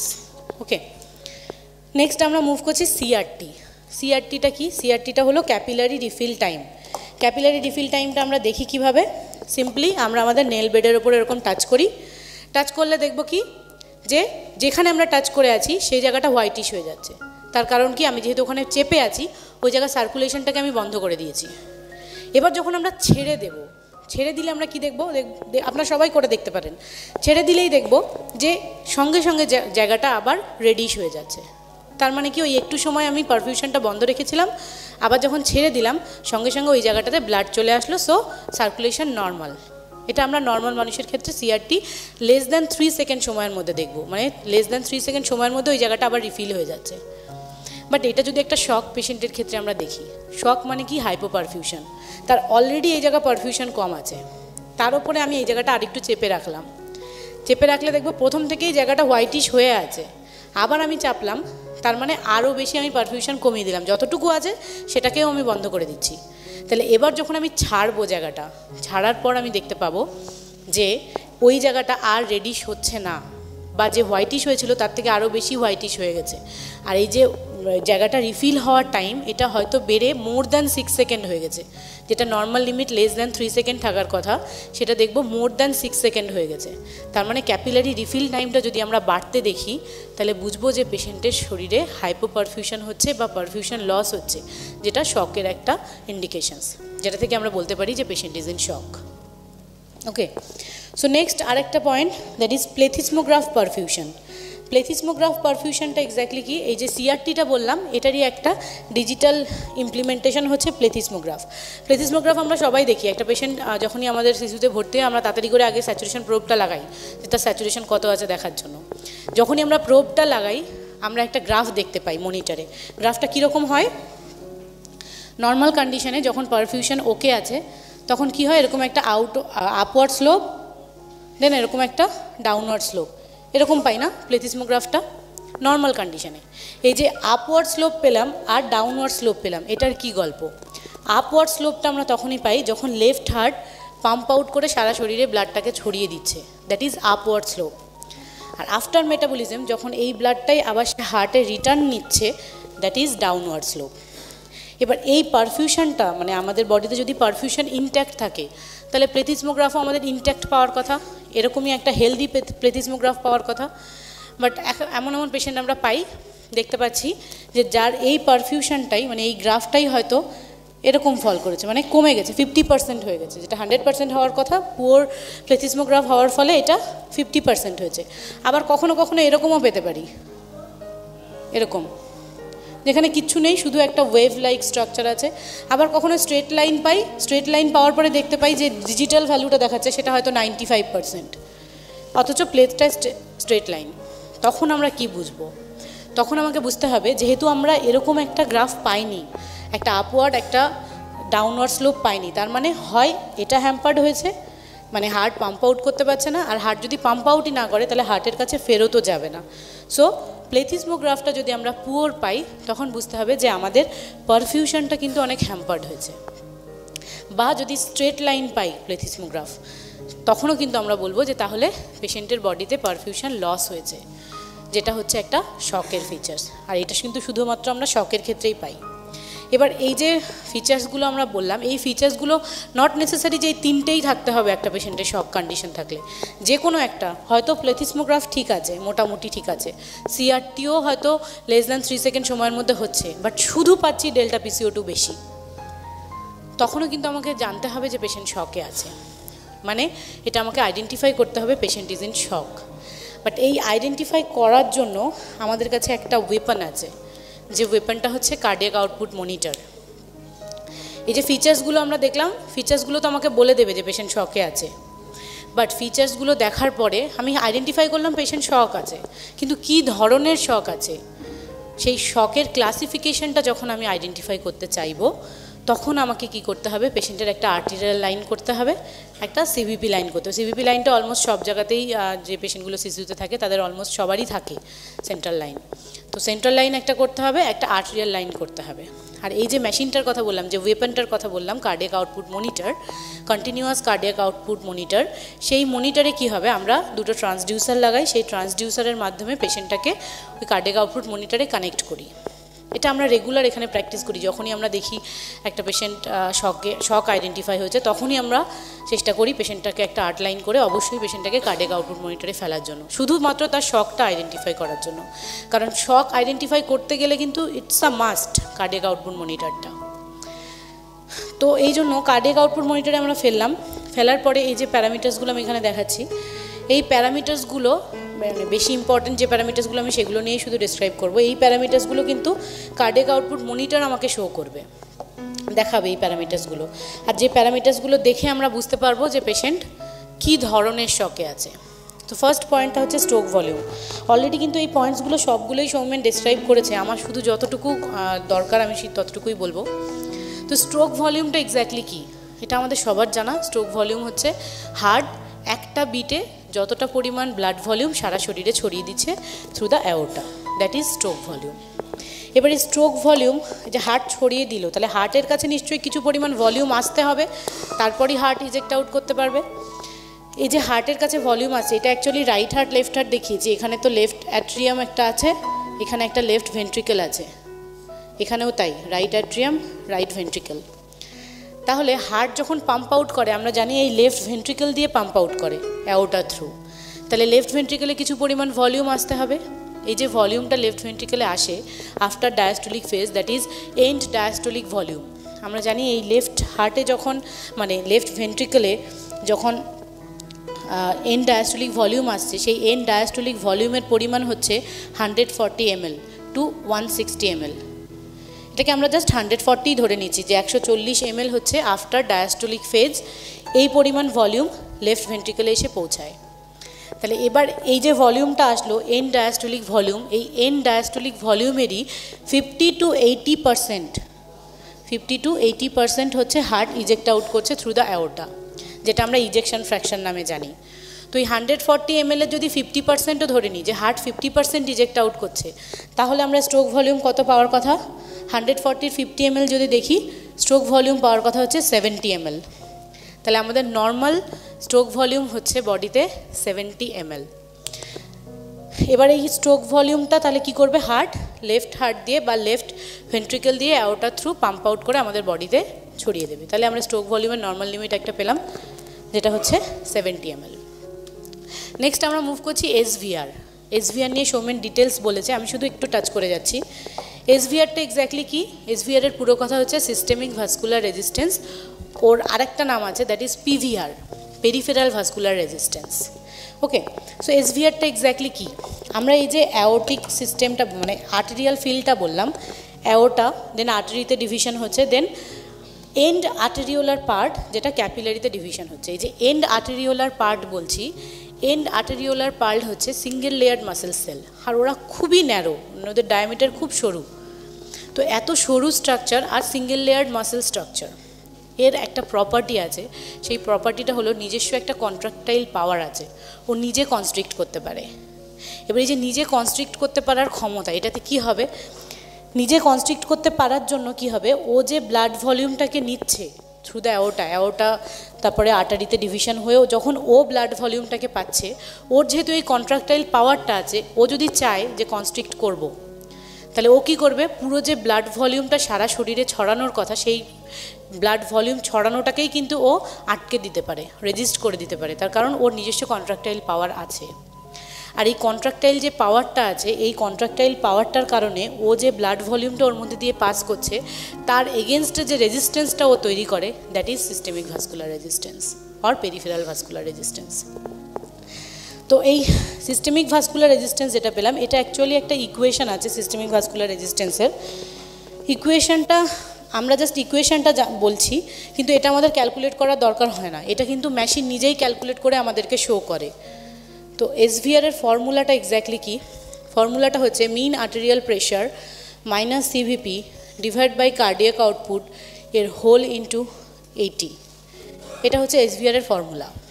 এটা কিন্তু আমাদের লাগে না, মানে আমাদেরকে ক্যালকুলেট করতে হয় না, কারণ কার্ডিয়াক আউটপুট মনিটরে যখন আমরা একটা পেশেন্টকে কানেক্ট করছি, তখন আমরা যে প্যারামিটার্সগুলো কার্ডিয়াক আউটপুট মনিটরে সেট করে দিচ্ছি, পেশেন্টের body weight, height and all that, সেটা থেকেই কিন্তু মেশিন নিজে ক্যালকুলেট করে এসভিআরটা আমাদের কাছে শো করে।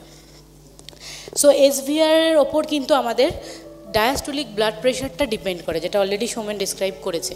সো এটা নিয়ে আর কিছু বলছি না। নেক্সট আমরা চলে যাচ্ছি সিভিপি।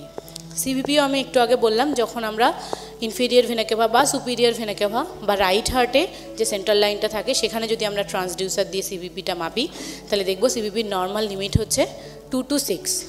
এটা আমরা কার্ডিয়াক আউটপুট মনিটরেও কিন্তু দেখতে পাই। সিভিপি বেশি পাই কখন? যখন আমরা যেহেতু বলছি রাইট হার্টের প্রেশার মাপছি, তাহলে রাইট হার্টে যদি ভলিউম বেশি থাকে, এই রাইট হার্টটা পুরোটাই ভলিউমে ভর্তি, তাহলে আমরা সিভিপিটা তখন কি পাবো? সিভিপি বেশি পাবো, কারণ ওখানে আমরা সিভিপি মাপছি আর সেখানে ভলিউম অনেক বেশি আছে, তাহলে প্রেশারও অনেক বেশি দিচ্ছে, so CVP will be high. হাইপার ভলিউমিয়ার ক্ষেত্রে আমরা সিভিপি বেশি পাবো। আর যখন একটা পেশেন্ট হাইপোভলিউমিয়াতে আছে, যখন আমরা সিভিপি নিয়ে ডেসক্রাইব করলাম মানে বায়াসড ফিচার্সের মধ্যে, তখন আমি বলেছি হাইপোভলিউমিয়ার ক্ষেত্রে কিন্তু আমরা কখনো কখনো সিভিপিটা অনেক বেশি পেতে পারি, যেটা আমরা ভুল ডায়াগনোসিস করি। সেই যে বেশিটা পাচ্ছি, কখন পাচ্ছি? যখন আমরা হাইপোভলিউমিয়াটাকে অনেকক্ষণ সময় ধরে ট্রিট করিনি, অনেকটা বেশি সময় চলে গেছে। হাইপোভলিউমিয়া অনেক আগে আমাদের আইডেন্টিফাই হওয়ার কথা ছিল, যেখানে আমরা আইডেন্টিফাই করে সিভিপিটা দেখে বা ট্রিটমেন্টগুলো দেওয়ার কথা ছিল। যে যদি আমরা এই জিনিসটা একটু ল্যাক করে যাই, মানে সিভিপিটা অনেক বেশি পাচ্ছি লেটার অন হাইপোভলিউমিয়া স্টেজ, কিন্তু হাইপোভলিউমিয়া যখন ইনিশিয়াল স্টেজে আছে, তখন কিন্তু আমরা সিভিপিটা দেখব কমের দিকে আছে। কারণ এই যে রাইট হার্টের কথা বলছি, তাহলে রাইট হার্টের কাছে ফ্লুইডই তো নেই, ও ফ্লুইডটা পাম্প আউট করবে কি বা প্রেশারটা কি পাবে, তখন কিন্তু আমরা সিভিপিটা কম পাবো। সিভিপির নর্মাল লিমিট হচ্ছে 2 to 6। ওকে, সো নেক্সট আমরা মুভ করছি এসভিবি। এসভিবিটা কি? Stroke volume variance. Stroke volume ভেরিয়েন্সটা এক্স্যাক্টলি কি? স্ট্রোক ভলিউমের কথা যেটা বললাম, যে লেফট ভেন্ট্রিকল থেকে যে পরিমাণ ভলিউম হার্ট একটা বিটে পাম্প আউট করছে, that is stroke volume. But এই স্ট্রোক ভলিউমটা আমরা মানে ডিফারেন্ট পেতে পারি কখন? ইন্সপিরেশনের সময় আর এক্সপিরেশনের সময়। আমরা যদি ইন্সপিরেশনের কথাটা ভাবি তাহলে অ্যাকচুয়ালি ইন্সপিরেশনে কী হয়, এই যে হার্টটা আছে, হার্টটা কোথায় আছে? আমি প্রথমেই বলেছিলাম যে প্রত্যেকটা অর্গানই নির্দিষ্ট কম্পার্টমেন্টের মধ্যে থাকে। তাহলে হার্ট যে কম্পার্টমেন্ট বা ক্যাভিটিটার মধ্যে আছে দ্যাট ইজ থোরাসিক ক্যাভিটি। তো এই থোরাসিক ক্যাভিটির মধ্যে হার্ট ছাড়াও কিন্তু লাংসও আছে। যখন ইন্সপিরেশন হচ্ছে তখন কি হচ্ছে, এই due to the negative pressure লাংসের মধ্যে আমরা জানি এয়ারটা ঢোকে। তাহলে ইন্সপিরেশনের সময় কি হচ্ছে, থোরাসিক ক্যাভিটির মধ্যে অ্যাজ এ হোল প্রেশারটা কমে যাচ্ছে, মানে নেগেটিভ প্রেশার ক্রিয়েট হচ্ছে, যেখানে লাংস হার্ট দুটোই আছে। তাহলে এবার যখন থোরাসিক ক্যাভিটির মধ্যেই নেগেটিভ প্রেশার, তাহলে হার্টের কাছে এই যে ভেনাস রিটার্নটা যাওয়ার কথা ভেন দিয়ে, মানে ইনফিরিয়ার ভেনাকে বা সুপিরিয়ার ভেনাকে বা যখন ড্রেন করার কথা, সেখানে আমরা দেখব যে নেগেটিভ প্রেশার থাকার কারণে অনেক বেশি পরিমাণ ফ্লুইড রাইট হার্ট পাচ্ছে, মানে প্রিলোড অনেক বেশি থাকছে।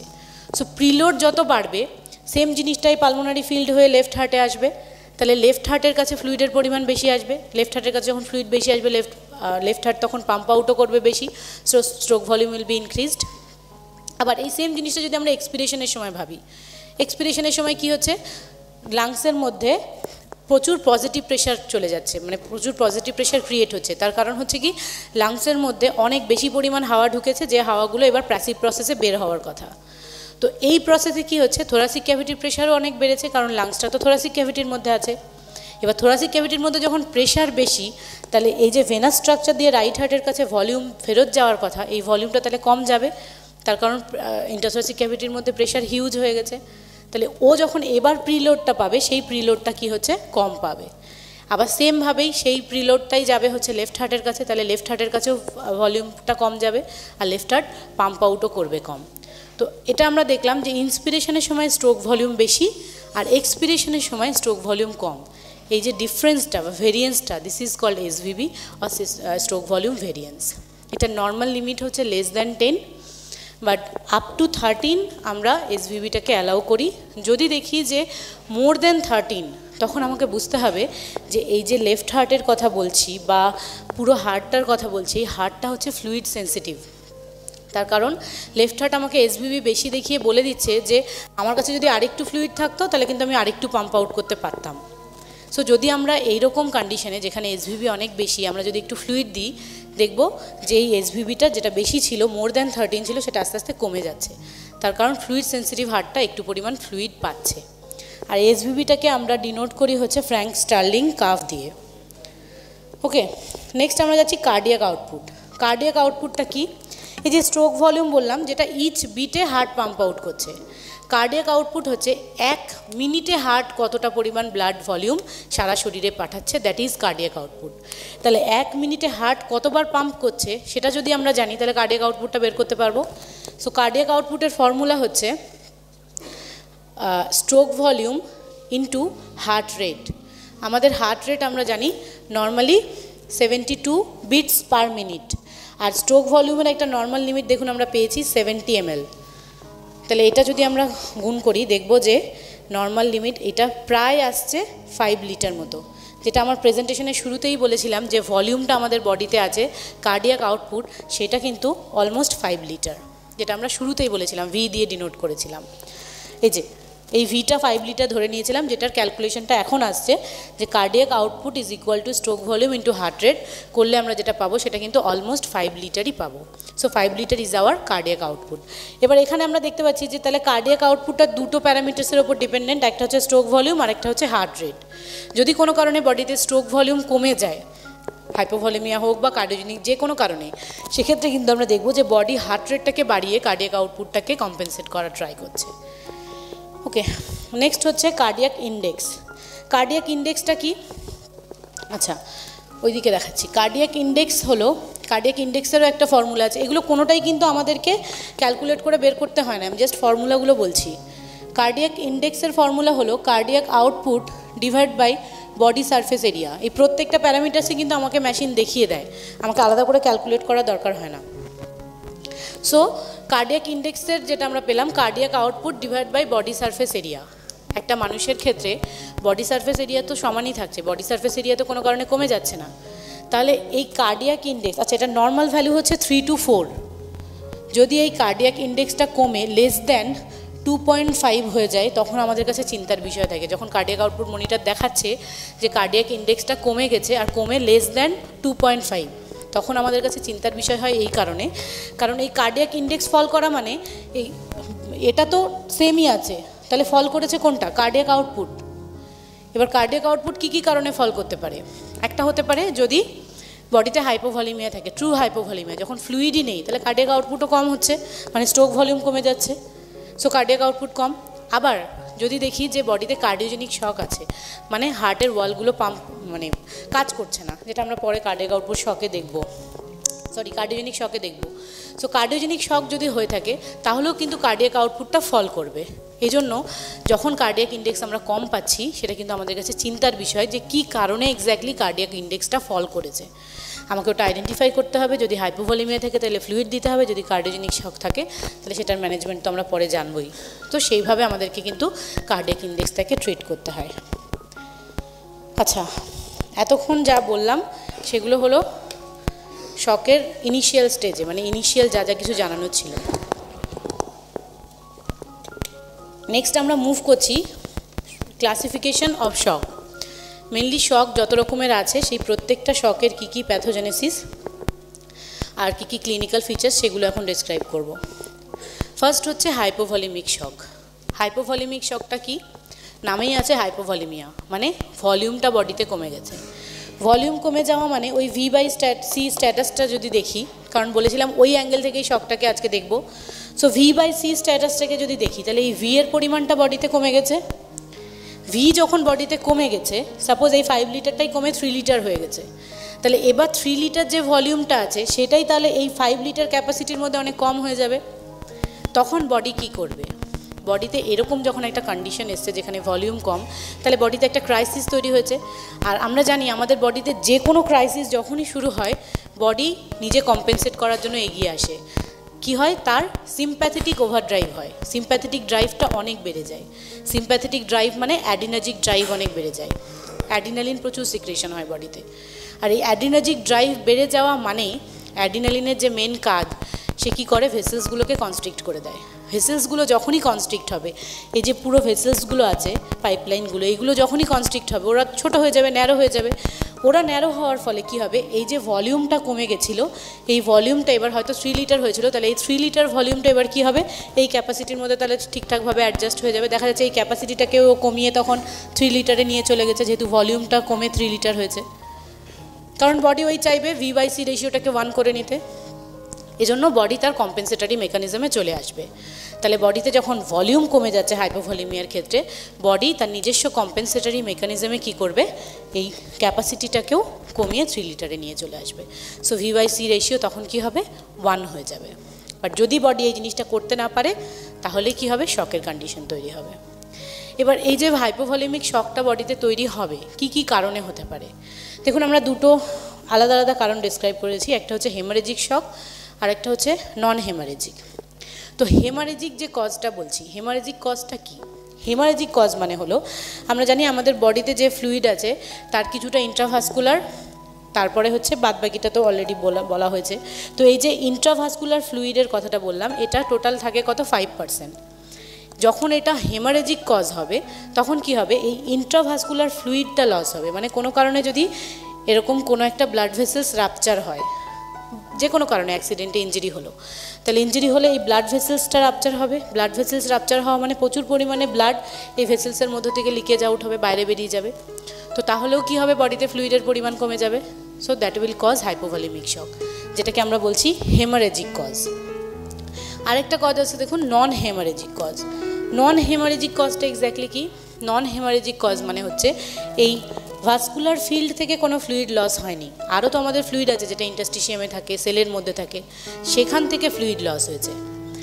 যেমন যদি আমরা জিআই ট্র্যাক্টের কথা ভাবি, জিআই ট্র্যাক্টে যদি ফ্লুইড লস হয় মানে ভমিটিং হচ্ছে, ডায়রিয়া হচ্ছে প্রচুর পরিমাণ, তাহলে আমরা কি জানি যে পেশেন্ট ডিহাইড্রেশনে যাচ্ছে, তার মানে প্রচুর পরিমাণ ফ্লুইড বডি থেকে লস হচ্ছে।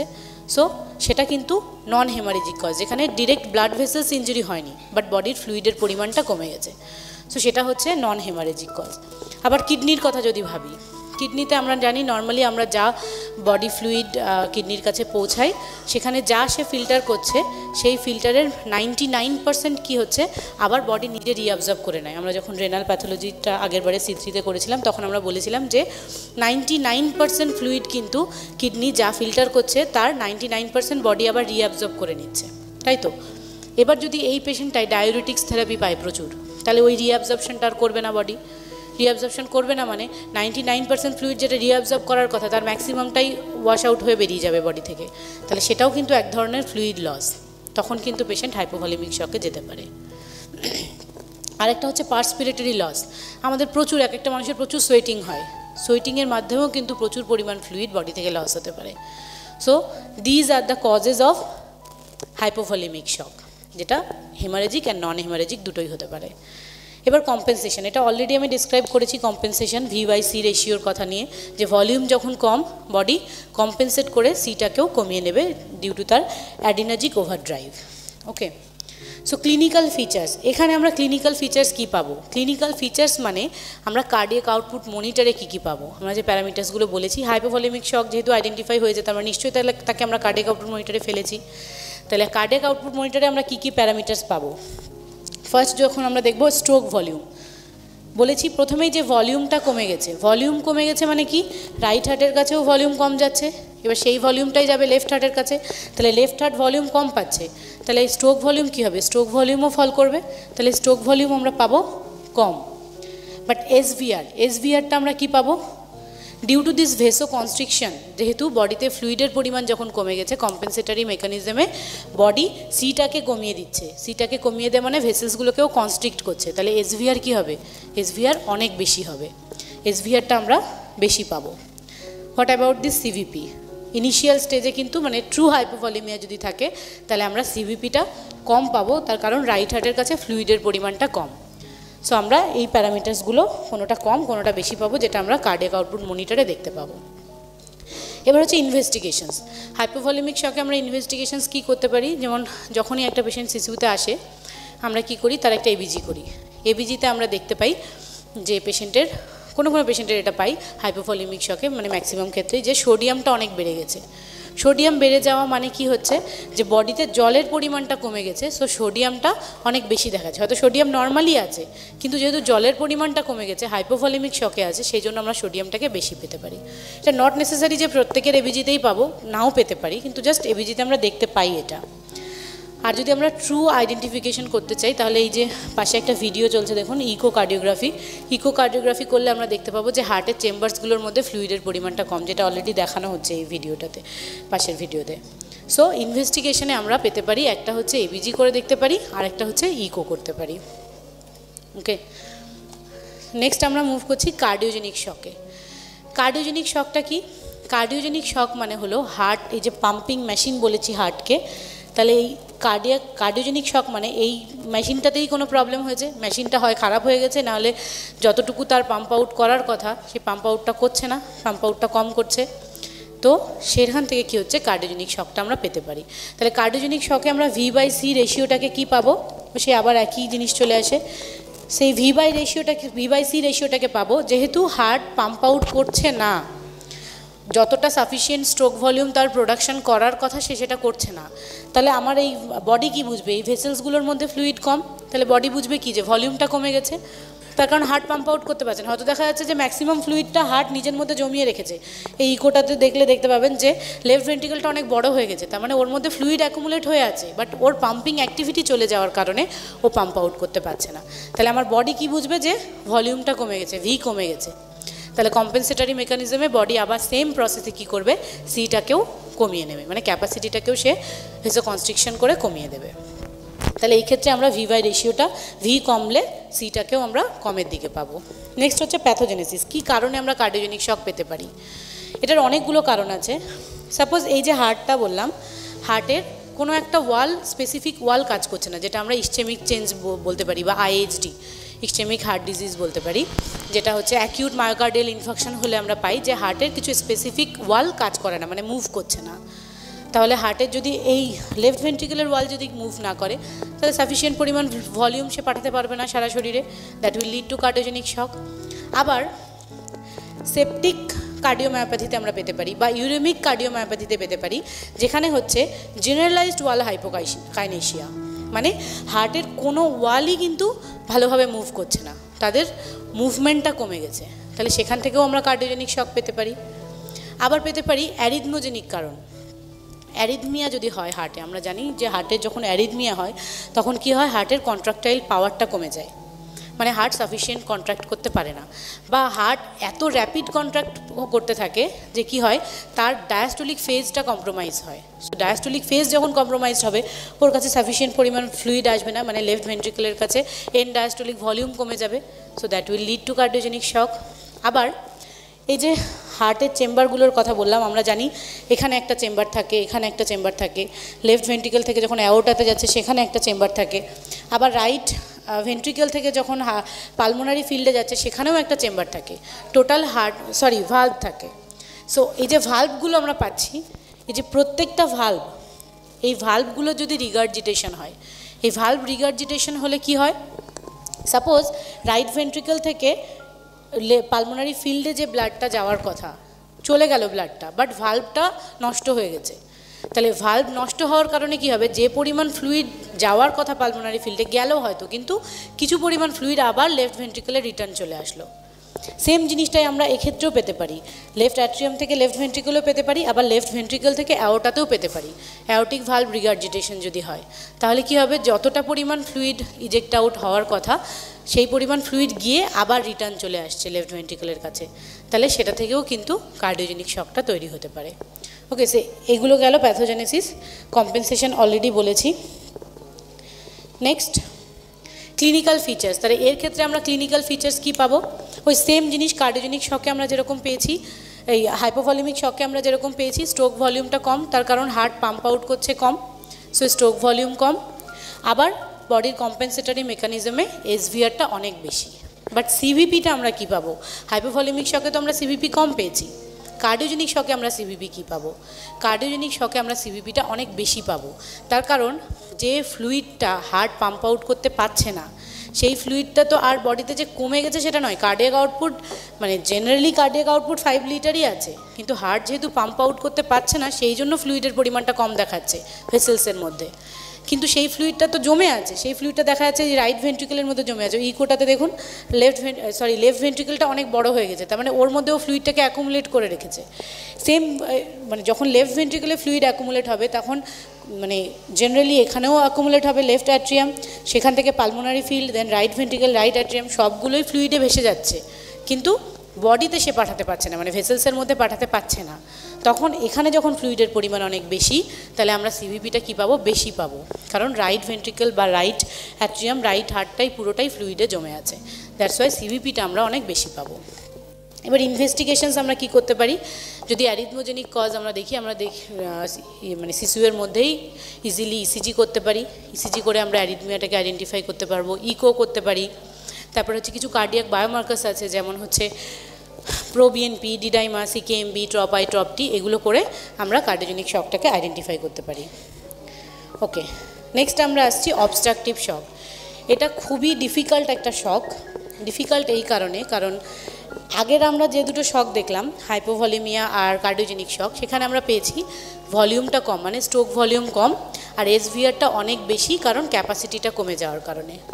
বাট অবস্ট্রাকটিভ শকটা এমন একটা শক যেখানে কিন্তু আমরা স্ট্রোক ভলিউমও কম পাচ্ছি, কিন্তু এসভিআরটা বেশির জায়গা আমরা কখনো কখনো কমও পেতে পারি, আবার কখনো কখনো বেশি পেতে পারি, মানে ভেরিয়েবল পাই এসভিআর। ভেরিয়েবল কেন পাই, তার কারণ হচ্ছে এই যে ভলিউমের কথাটা বলছি, স্ট্রোক ভলিউম কম মানে নিশ্চয়ই ভলিউমটা কম, আর অবস্ট্রাকটিভ নামটাতেই আমরা জানি অবস্ট্রাকশন হচ্ছে কোথাও একটা, তাহলে অবস্ট্রাকশন হওয়ার কারণে যে পরিমাণ ফ্লুইড সারা শরীরে ছড়ানোর কথা সেই পরিমাণ ফ্লুইডটা যেতে পারছে না, দ্যাটস ওয়াই ভলিউমটা কম, ভিটা কম পাচ্ছি, মানে স্ট্রোক ভলিউম কম। আর বডির নিজস্ব কম্পেনসেটরি মেকানিজমে তাহলে কিন্তু সিটা বেশি হওয়ার কথা ছিল, বাট সিটা আমরা কোথাও কোথাও বেশি পাবো, আবার কোথাও কোথাও কম পাবো। তাহলে এই যে কম কন্ডিশনটা যখন পাচ্ছি, অবস্ট্রাকটিভ শক যখন পাচ্ছি, যেখানে স্ট্রোক ভলিউমও কম, এসভিআরও কম, তখন একটা জিনিস মাথায় রাখতে হবে যে কোনো মুহূর্তে কিন্তু পেশেন্ট কোলাপস করতে পারে। দ্যাটস ওয়াই অবস্ট্রাকটিভ শকটা কিন্তু ভীষণ ডেঞ্জারাস একটা শক। ওকে, কী কী কারণে হয় সেটা আমি ডেসক্রাইব করছি। সো এখানে তাহলে আমরা ভিওয়াই সিটাকে বললাম যে ভিটা কম আর সিটা হচ্ছে ভেরিয়েবল। এবার প্যাথোজেনেসিস কি কারণে আমরা এই শক মানে অবস্ট্রাকটিভ শকটা পেতে পারি, এটাকে আমরা একটু দুটো ডিভিশন করে দেখব। একটা হচ্ছে এই যে রাইট হার্টের কাছে ফ্লুইড আসার কথা, সেটা কি হচ্ছে প্রিলোড। একটা কারণ হচ্ছে যেখানে প্রিলোড কমে যাচ্ছে, ওকে, একটা কারণ। আর সেকেন্ড কারণ হচ্ছে ইনক্রিজড আফটারলোড। মানে আফটারলোড কোনটা, এই ক্যাপাসিটি মানে এই ভেসেলসের মধ্যে যে রেজিস্ট্যান্সটা তৈরি হচ্ছে, দ্যাট ইজ আফটারলোড। সো আফটারলোড যদি বেড়ে যায় আর প্রিলোড যদি কমে যায়, তাহলে দুটো ক্ষেত্রেই কিন্তু আমরা অবস্ট্রাকটিভ শক পেতে পারি। এবার আফটারলোড এই প্রিলোডটা কমে যাচ্ছে কখন, প্রিলোডটা কমে যাচ্ছে সাপোজ এই যে হার্টটা আছে থোরাসিক ক্যাভিটির মধ্যে, সেখানে কোনো কারণে টেনশন নিউমোথোরাক্স হলো বা কার্ডিয়াক টেম্পোনেট, এই দুটো কারণে আমরা কি পাবো, ইন্ট্রাথোরাসিক প্রেশার হিউজলি ইনক্রিজড। ইন্ট্রাথোরাসিক প্রেশার যখন অনেক বেশি থাকবে তখন হার্টের কাছে যে পরিমাণ ফ্লুইড ফেরত যাওয়ার কথা সেটা কিন্তু যাবে না, যেখানে প্রিলোডটা অনেক কমে যাবে। সো প্রিলোড কম মানে সেখান থেকে আমরা অবস্ট্রাকটিভ শক পেতে পারি। আবার আরেকটা বললাম ইনক্রিজড আফটারলোড। ইনক্রিজড আফটারলোড কখন হতে পারে, এটাকে আবার একটু দুটো ভাগে ভাগ করছি। একটা আমরা রাইট হার্টের ক্ষেত্রে দেখব, আর একটা দেখব লেফট হার্টের ক্ষেত্রে। রাইট হার্টের ক্ষেত্রে কি হয়, আমরা জানি যে রাইট ভেন্ট্রিকল থেকে ভলিউমটা ইজেক্ট আউট হয়ে পালমোনারি ফিল্ডে যায়। এবার এই পালমোনারি ফিল্ডে যাচ্ছে কিসের মাধ্যমে, পালমোনারি আর্টারির মাধ্যমে। এই পালমোনারি আর্টারিতে যদি কোনো ব্লকেজ থাকে, যেটাকে আমরা বলছি পালমোনারি এম্বোলিজম, যদি পালমোনারি এম্বোলিজম থাকে তাহলে কিন্তু রাইট ভেন্ট্রিকল সাফিসিয়েন্ট পরিমাণ ফ্লুইডটাকে পাম্প আউট করে পালমোনারি ফিল্ডে পাঠাতে পারবে না। সো সেখান থেকেও কিন্তু অবস্ট্রাকটিভ শক হতে পারে। আরেকটা হচ্ছে লেফট ভেন্ট্রিকলের কথা যদি ভাবি, লেফট ভেন্ট্রিকল কোথায় ইজেক্ট আউট করে, অ্যাওর্টাতে। যদি অ্যাওর্টিক ভালভ স্টেনোসিস হয়, অ্যাওর্টিক ভালভ স্টেনোসিস, তাহলে সেই ক্ষেত্রে কি হবে, লেফট হার্টে যে পরিমাণ ফ্লুইড অ্যাওর্টাতে পাঠানোর কথা সেটাও সে পারবে না, and that will lead two obstructive shock. Actually এখানে কি প্যাথোজেনেসিস হচ্ছে বা কি আমরা কার্ডিয়াক ফিচার্স মানে ক্লিনিক্যাল ফিচার্স আমরা কি পাবো। প্রিলোড যখন কমে যাচ্ছে আর আফটারলোড যখন বেড়ে যাচ্ছে, এই প্রিলোডের দুটো কারণ, একটা টেনশন নিউমোথোরাক্স আর একটা কার্ডিয়াক টেম্পোনেট, আর একটা হচ্ছে পালমোনারি এম্বোলিজম। এই তিনটেরই ফিচার্সগুলো একই রকম। কীরকম, এই তিনটে ইনসিডেন্টেই হবে যে এখানে কি হবে, ফ্লুইডটা কম আসছে, তার কারণ ওই যে কারণগুলো বললাম, ওই কারণগুলোর জন্য। তাহলে এই যে ফ্লুইডটা কম আসছে, প্রিলোডটা কমে যাচ্ছে, তাহলে এই ফ্লুইডটা যাচ্ছে কোথায় বডি থেকে, হাইপোভলিমিয়া তো নেই, যে মানে যদি আমরা দেখি তাহলে ট্রু হাইপোভলিমিয়া কিন্তু বডিতে নেই, কার্ডিয়াক আউটপুট 5 লিটারই আছে, কিন্তু সেই ফ্লুইডটা তাহলে আছে কোথায়, ফ্লুইডটা আছে হচ্ছে এই ক্যাপাসিটেন্স ভেসেলস, এই পুরো স্ট্রাকচারটা জুড়ে। এই ক্যাপাসিটেন্স ভেসেলস হচ্ছে এমন একটা ভেসেলস যেটা সৌমেন অলরেডি ডিসক্রাইব করেছে, যে এর হচ্ছে এমন ক্ষমতা যে ও নিজে ডায়ালেট হয়ে ফ্লুইডটাকে ধরে রাখতে পারে। 64% ফ্লুইড কিন্তু এই ক্যাপাসিটেন্স ভেসেলসের মধ্যে থাকে টোটাল মানে ইন্ট্রাভাস্কুলার ফ্লুইডের মধ্যে। তাহলে এই যে 64% ফ্লুইড ও অ্যাকুমুলেট করে থাকতে পারে নর্মালি, ও তাহলে এটা যখন ভেসেলগুলোকে ডায়ালেট করবে তাহলে ও আরও পরিমাণ ফ্লুইড নিজের মধ্যে অ্যাকুমুলেট করে রাখবে, কারণ হার্ট পাম্প আউট করতে পারছে না, ওর কাছে ফেরত যাচ্ছে না, মানে প্রিলোড যাচ্ছে না। তাহলে প্রিলোড যখন যাচ্ছে না, সেই ফ্লুইডটা এখানে জমে আছে। এবার এই পুরো ক্যাপাসিটেন্স ভেসেলসের মধ্যে যখন ফ্লুইডটা জমে আছে, তাহলে ক্যাপাসিটেন্স ভেসেলসের হাইড্রোস্ট্যাটিক প্রেশার বাড়ছে। এবার এই যে হাইড্রোস্ট্যাটিক প্রেশারটা বাড়ছে, এই প্রেশারটা এখানেও ট্রান্সমিট হবে টু দ্য ক্যাপিলারি এন্ড, এখানেও হাইড্রোস্ট্যাটিক প্রেশার অনেক বাড়বে, সেই প্রেশারটাই ট্রান্সমিট হবে টু দ্য আর্টেরিওলার এন্ড, মানে আর্টেরিওলার এন্ড অফ ক্যাপিলারি, সেখানেও এই প্রেশারটা ট্রান্সমিট হবে। তাহলে এখানকার কি হবে, হাইড্রোস্ট্যাটিক প্রেশার বেশি থাকার কারণে এখানে প্রচুর লিকেজ হবে এই এরিয়াগুলোতে। যত লিকেজ হবে এখানে কি হবে, ওর পিএইচটা ফল করবে, মানে পিএইচ কমে যাবে। আর এই পিএইচ কমে যাওয়ার ফলে কি হয়, এই জায়গাতে আরেকটা জিনিস হয়। এবার আচ্ছা, এখানে যদি আমি একটা রেজিস্ট্যান্স ফিল করি, বললাম হাইড্রোস্ট্যাটিক প্রেশার বেশি, তাহলে এখানে যে একটা রেজিস্ট্যান্স ফিল হবে যখন হার্টের কাছে যে পরিমাণ ফ্লুইডই যাচ্ছে লেফট হার্টের কাছে, ও কি চাইবে, যে ফ্লুইড কম এসছে, তাহলে ওই ফ্লুইডটাকেই ও সারা শরীরে ছড়িয়ে দিতে চাইবে। এবার যখন ও সারা শরীরে ছড়াতে যাবে তখন দেখবে যে ও চেষ্টা করছে ছড়ানোর, বাট এখানে কিছু একটা অবস্ট্রাকশন হচ্ছে। এই যে অবস্ট্রাকশনটা ও ফিল করছে হার্ট তখন কি ভাবছে, তাহলে নিশ্চয়ই এই ক্যাপিলারি এন্ডে কিছু জমে আছে, ময়লা বা কিছু যা হোক, যে কারণে ওর কাছে যা ফ্লুইড আছে সেই ফ্লুইডটাকেও সারা শরীরে পাঠাতে পারছে না। তখন ও কী করবে, যে এই যে অবস্ট্রাকশনটাকে ও সরাতে চাইবে। আর অলরেডি এখানে লিকেজের কারণে পিএইচ অনেক ফল করেছে। সো এই জায়গাটাতে কি হবে, এসভিআর যেটা আছে ও কী করবে, যে ওর কাছে ফ্লুইড আছে সেই ফ্লুইডটা দিয়েই পুরো এই জিনিসটাকে ধুয়ে বের করে দিতে চাইবে। সো এই জায়গার যে রেজিস্ট্যান্স এইটার থেকে কমানোর জন্য আর পিএইচটা ফল করার জন্য এখানকার যে ভেসেলসগুলো আছে দোজ উইল বি ডাইলেটেড। এবার যখন ডাইলেট হয়ে যাবে এই জায়গার ভেসেলসগুলো, তাহলে ওর কাছে যা ফ্লুইড পাচ্ছে সেই ফ্লুইডটাকে ও ধুয়ে বের করে দিতে পারবে। পিএইচটা ফল করছে এখানকার হাইড্রোস্ট্যাটিক প্রেশার অনেক বেশি বেড়ে যাওয়ার কারণে। ইন্টারস্টিশিয়ামে যেহেতু প্রচুর পরিমাণ ফ্লুইড লিকেজ হয়েছে, সেই লিকেজের কারণে এখানকার পিএইচটা ফল করবে ইন্টারস্টিশিয়ামের। সো সেই জন্য কি হবে, এখানকার এই যে ভেসেলসগুলো আছে এই ভেসেলসগুলো ডাইলেটেড হয়ে যাবে। আর ডাইলেটেড হওয়া মানে আমরা কি জানি, এসভিআরটা ফল করবে। সো সেই কন্ডিশনে মানে যখন প্রিলোড কমে গেছে আর পালমোনারি এম্বোলিজম আছে অবস্ট্রাকটিভ শকের ক্ষেত্রে, তখন আমরা পাবো স্ট্রোক ভলিউমও কম আর এসভিআরও কম। আর যে কন্ডিশনটাকে আমি বলেছি যে এটা ভীষণ একটা ডেঞ্জারাস সিচুয়েশান, যখন আমরা পাচ্ছি এসভিও কম আর এসভিআর কম, যে এই মুহূর্তে কিন্তু পেশেন্ট যে কোনো সময়ে কোলাপস করতে পারে। ওকে, আর এসভিআরটা আমরা ভেরিয়েবল বলেছিলাম, তাহলে বেশিও নিশ্চয়ই একটা কন্ডিশনে বেশি পাবো। বেশিটা আমরা কখন পেতে পারি, আরেকটা কন্ডিশন যে আমাদের কাছে আছে যেটা হচ্ছে অ্যাওর্টিক ভালভ স্টেনোসিস। এই অ্যাওর্টিক ভালভ স্টেনোসিসটা এক্স্যাক্টলি কখন হয়, লেফট ভেন্ট্রিকল থেকে হার্ট ইজেক্ট আউট করে অ্যাওর্টা দিয়ে পাঠানোর কথা, যেখানে অ্যাওর্টিক ভালভটা থাকে। বাট এই অ্যাওর্টিক ভালভটা কী হয়, একদিনের স্টেনোসিস তো হয় না, এটা একটা ক্রনিক প্রসেস, একটু একটু করে অনেকটা সময় নিয়ে এই ভালভটা নষ্ট হয়। তাহলে এবার যখন বডিতে এরকম একটা কন্ডিশন তৈরি হচ্ছে যেখানে অ্যাওর্টিক ভালভটা স্টেনোসিস হচ্ছে, যত ও ন্যারো হচ্ছে বডি তত ট্রাই করছে কি কম্পেনসেট করতে। কম্পেনসেট করা মানে ও কী করবে, ভেসেলসগুলোকে কনস্ট্রিক্ট করার চেষ্টা করবে, যে ওর কাছে যা ফ্লুইড আছে সেই ফ্লুইডটা যাতে ওই জায়গাটাতে অ্যাকোমুলেট হতে পারে। তাহলে বডি চেষ্টা করবে কি এসভিআরটাকে বাড়িয়ে এই জিনিসটাকে কম্পেনসেট করতে। আর বডি অলওয়েজ এই জিনিসটা ট্রাই করে, কম্পেনসেটারি মেকানিজম। সো কম্পেনসেটারি মেকানিজমে যখন হবে তখন আমরা একটা কার্ডিওজেনিক শক লাইক পিকচার পাবো, যেখানে এসভিআরটা আমরা অনেক বেশি পাবো, stroke volume com but SVR বেশি, যেটা আমরা কার্ডিওজেনিক শকের ফিচার্স পেতে পারি। ওকে, সো অবস্ট্রাকটিভ শকের এইগুলো প্যাথোজেনেসিস, যে কারণে আমরা কখনো এসভি কম পাবো সব ক্ষেত্রেই, কিন্তু কখনো এসভিআর কম আর কখনো এসভিআরটা বেশি পেতে পারি। নেক্সট হচ্ছে ইনভেস্টিগেশনস।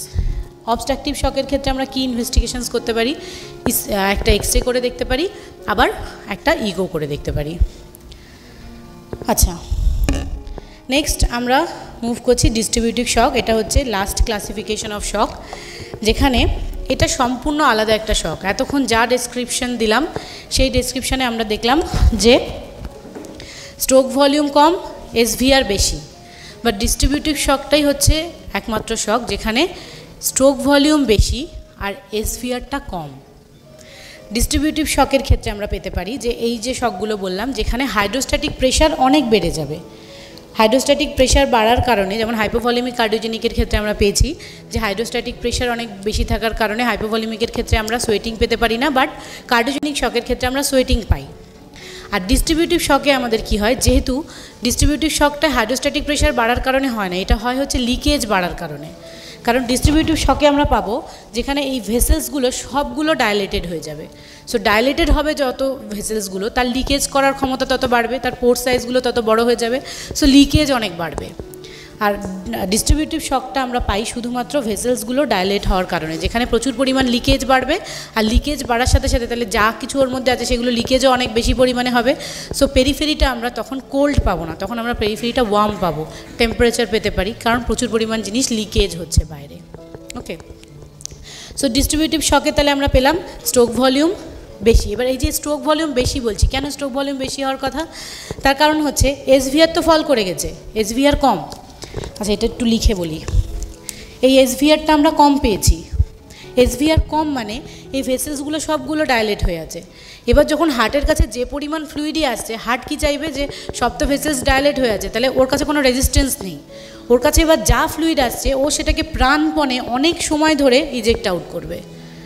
যা ফ্লুইড আছে সেগুলোকেই ও বের করে দেবে, কারণ ওর কাছে কোনো রেজিস্ট্যান্স নেই, কোনো বাধাও পাচ্ছে না, ও সবটাকেই বের করে দেবে। তাহলে আমরা তখন কি পাবো, এই স্ট্রোক ভলিউমটা বেশি পাবো। সেই জন্য আমরা ডিস্ট্রিবিউটিভ শকের ক্ষেত্রে স্ট্রোক ভলিউম বেশি আর এসভিআরটাকে কম পাই। এবার স্ট্রোক ভলিউমে এই ডিস্ট্রিবিউটিভ শকের কিছু ক্লাসিফিকেশান আছে। ফার্স্ট হচ্ছে সেপটিক শক। সেপটিক শকেও তাহলে আমরা সেম জিনিসটাই পাবো, যেখানে স্ট্রোক ভলিউম অনেক বেশি আর এসভিআর অনেক কম। কিন্তু সেপটিক শকের ক্ষেত্রে যেটা আমরা পেতে পারি সেটা হচ্ছে যে অনেক বেশি টেম্পারেচার পেতে পারি, পেশেন্ট উইল বি ফেব্রাইল। আরেকটা হবে পেশেন্টের যে টোটাল কাউন্ট অনেক বেশি পেতে পারি। ওকে, আচ্ছা, নেক্সট এন্ডোক্রিনাল। এন্ডোক্রিনালও একটা ডিস্ট্রিবিউটিভ শকের মধ্যে পড়ে। এন্ডোক্রিনাল কি হয়, আমরা জানি আমাদের যে সুপ্রারেনাল গ্ল্যান্ড আছে সেখান থেকে নরঅ্যাড্রিনালিন সিক্রেশন হয়, আবার যে থাইরয়েড গ্ল্যান্ড আছে সেখান থেকে থাইরয়েড হরমোন সিক্রেশন হয়।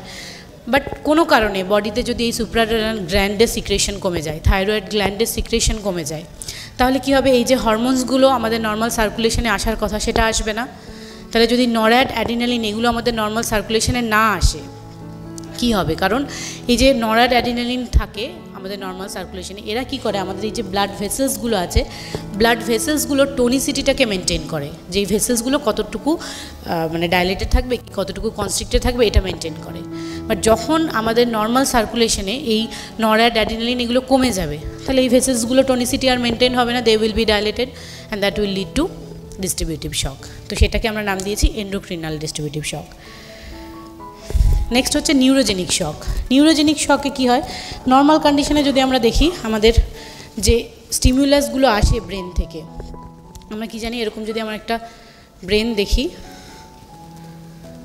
এরকম এখানে একটা হাইপোথ্যালামাস থাকে, যে হাইপোথ্যালামাসের কিছুটা হচ্ছে সিম্প্যাথেটিক, কিছুটা প্যারাসিম্প্যাথেটিক। এবার সিম্প্যাথেটিক যখন ড্রাইভটা আসার কথা, সিম্প্যাথেটিক ড্রাইভটা আসার কথা, এখানে কিছু নিউক্লিয়াই আছে যেগুলো হচ্ছে cardio stimulatory, respiratory stimulatory nuclei. তাদের কাছে যখন ইম্পালস আসে, সেই ইম্পালসটা ক্যারি ফরওয়ার্ড হয় টু দ্য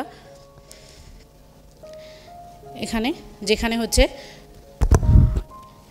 এরকম প্রচুর সিম্প্যাথেটিক গ্যাংগ্রিয়ন থাকে, যে সিম্প্যাথেটিক গ্যাংগ্রিয়নগুলো এরকমভাবে ইম্পালসগুলোকে ক্যারি করে। তো এই যে সিম্প্যাথেটিক ইম্পালসগুলো আসছে, সিম্প্যাথেটিক ইম্পালস আসলে ও কি করে, এই ইম্পালসগুলো যায় হচ্ছে একটা যায় হার্টে, একটা যায় হচ্ছে রেসপিরেটরি মাসেলসে, আরেকটা যায় হচ্ছে ব্লাড ভেসেলসে। তাহলে সিম্প্যাথেটিক যখন এই স্টিমুলাসগুলো আসছে, তাহলে কি হবে, হার্টের কাছে যখন যায় সিম্প্যাথেটিক, তো তাহলে হার্টের রেটটা অনেক বাড়বে, হার্ট রেট মেনটেইন হবে। রেসপিরেটরি মাসেলসের কাছে যখন যাবে তখন রেসপিরেটরি রেটটা মানে ইনক্রিজ হবে, বা রেসপিরেশনটাকেও ম্যানিপুলেট করবে। আর যখন ব্লাড ভেসেলসের কাছে যায় কি হয়, ব্লাড ভেসেলসগুলো কনস্ট্রিক্ট হয়। ওকে, নর্মাল কন্ডিশনে এই জিনিসটা হয়। বাট নিউরোজেনিক শক যখন বলছি, তাহলে নিশ্চয়ই এই পাথওয়েটা কেটে যাবে। যদি এই পাথওয়েটা কোনো কারণে কেটে যায়, তাহলে আর ইম্পালস আসবে না। এবার যখন সিম্প্যাথেটিক ইম্পালস আসবে না, তখন কি হবে, তাহলে নিশ্চয়ই প্যারাসিম্প্যাথেটিক ওভারড্রাইভ পাবে তখন। আর প্যারাসিম্প্যাথেটিক ওভারড্রাইভটা আসে, বা প্যারাসিম্প্যাথেটিক ড্রাইভটা আসে এই পোর্শন থেকে।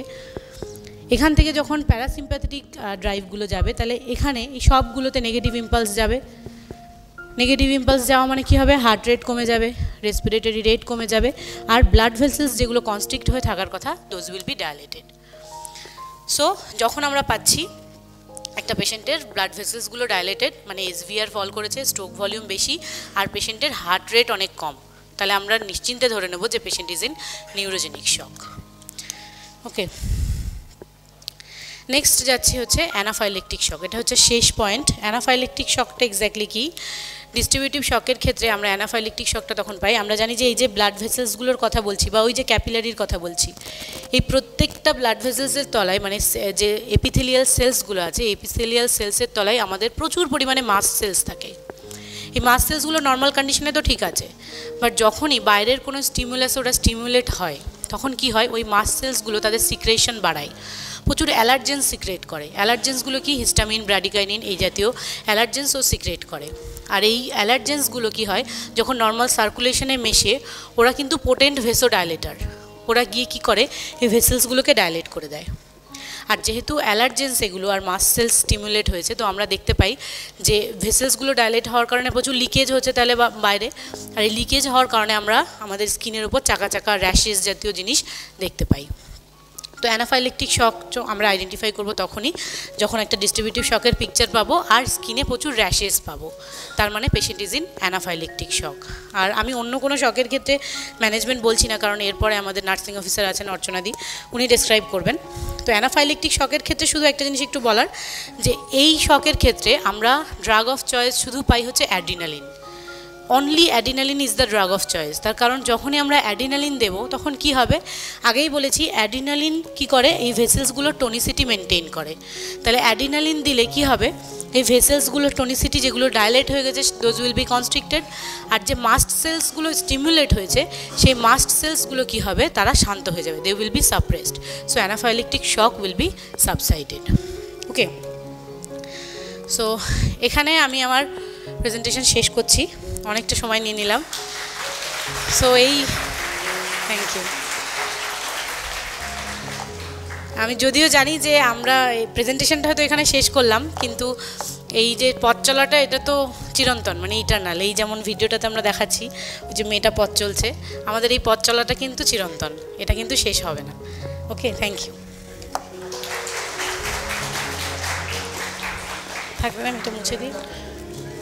হ্যাঁ স্যার বলুন। Yes sir. জি স্যার। হ্যাঁ, এটা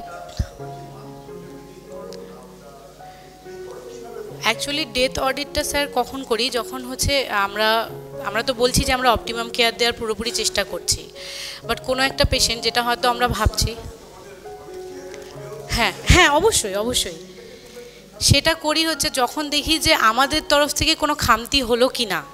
এটা যদি আমরা ভাবি যে এই পেশেন্টটাকে হয়তো আরেকটু আমরা ম্যানেজ, ইয়েস স্যার। ওকে ওকে, আচ্ছা। অ্যাকচুয়ালি আমরা যখন কোনো একটা পেশেন্ট, হ্যাঁ আচ্ছা ঠিক আছে স্যার, আপনি বলুন তাহলে। এটা চলছে না, আমি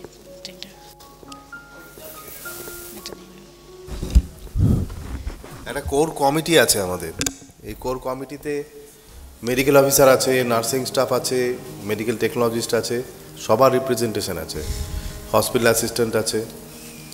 এবার ওই কোর কমিটিতে যেগুলো ডেথ আগের সপ্তাহে হয়েছে, আমরা উইকলি আসলে এটা অ্যানালাইজ করি, প্রতি উইকে কত পার্সেন্ট মর্টালিটি হলো।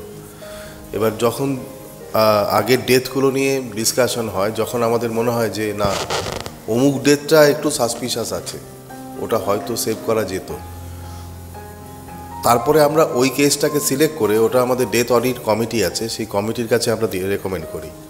এটা কোর কমিটি থেকে রেকমেন্ড করা হয় ডেথ অডিট কমিটির কাছে। ডেথ অডিট কমিটি আবার এরকম নার্সিং স্টাফ, এমটি আর ডাক্তার নিয়েই তৈরি। ওরা একটা ডেথ অডিট ফরম্যাট আছে 5 পাতা, যেটা স্বাস্থ্যভবন থেকে খুব শিগগিরই ওটা পাবলিশ করবে। ওই ফরম্যাটে ওরা ডিটেল এনকোয়ারি করে যে কি কি ওষুধ, কি কি ঘটনা ঘটেছিল, কি কি ওষুধ দেওয়া হয়েছিল, কি আলো দিলে ভালো হতো, without mentioning the names of the doctors or nursing staffs or MTs. কারোর নাম উল্লেখ করা হয় না, শুধু ঘটনাটা এখানে ডিসক্রাইব করা হয়। হ্যাঁ, এটা ওই প্রতি সপ্তাহে কোর কমিটি মিটিং হয় মানডে করে। তার আগেই ডেথ অডিট কমিটি ওই ডেথগুলোকে অডিট করে আমাদের কাছে প্লেস করে। আবার ডেথ অডিট কমিটিতে আমরা নেক্সট উইকে বসে আবার অ্যানালাইজ করি যে এই ডেথের কারণটা ছিল এই, so we have to rectify in this way. এভাবেই আমরা ডেথ অডিটগুলো করি।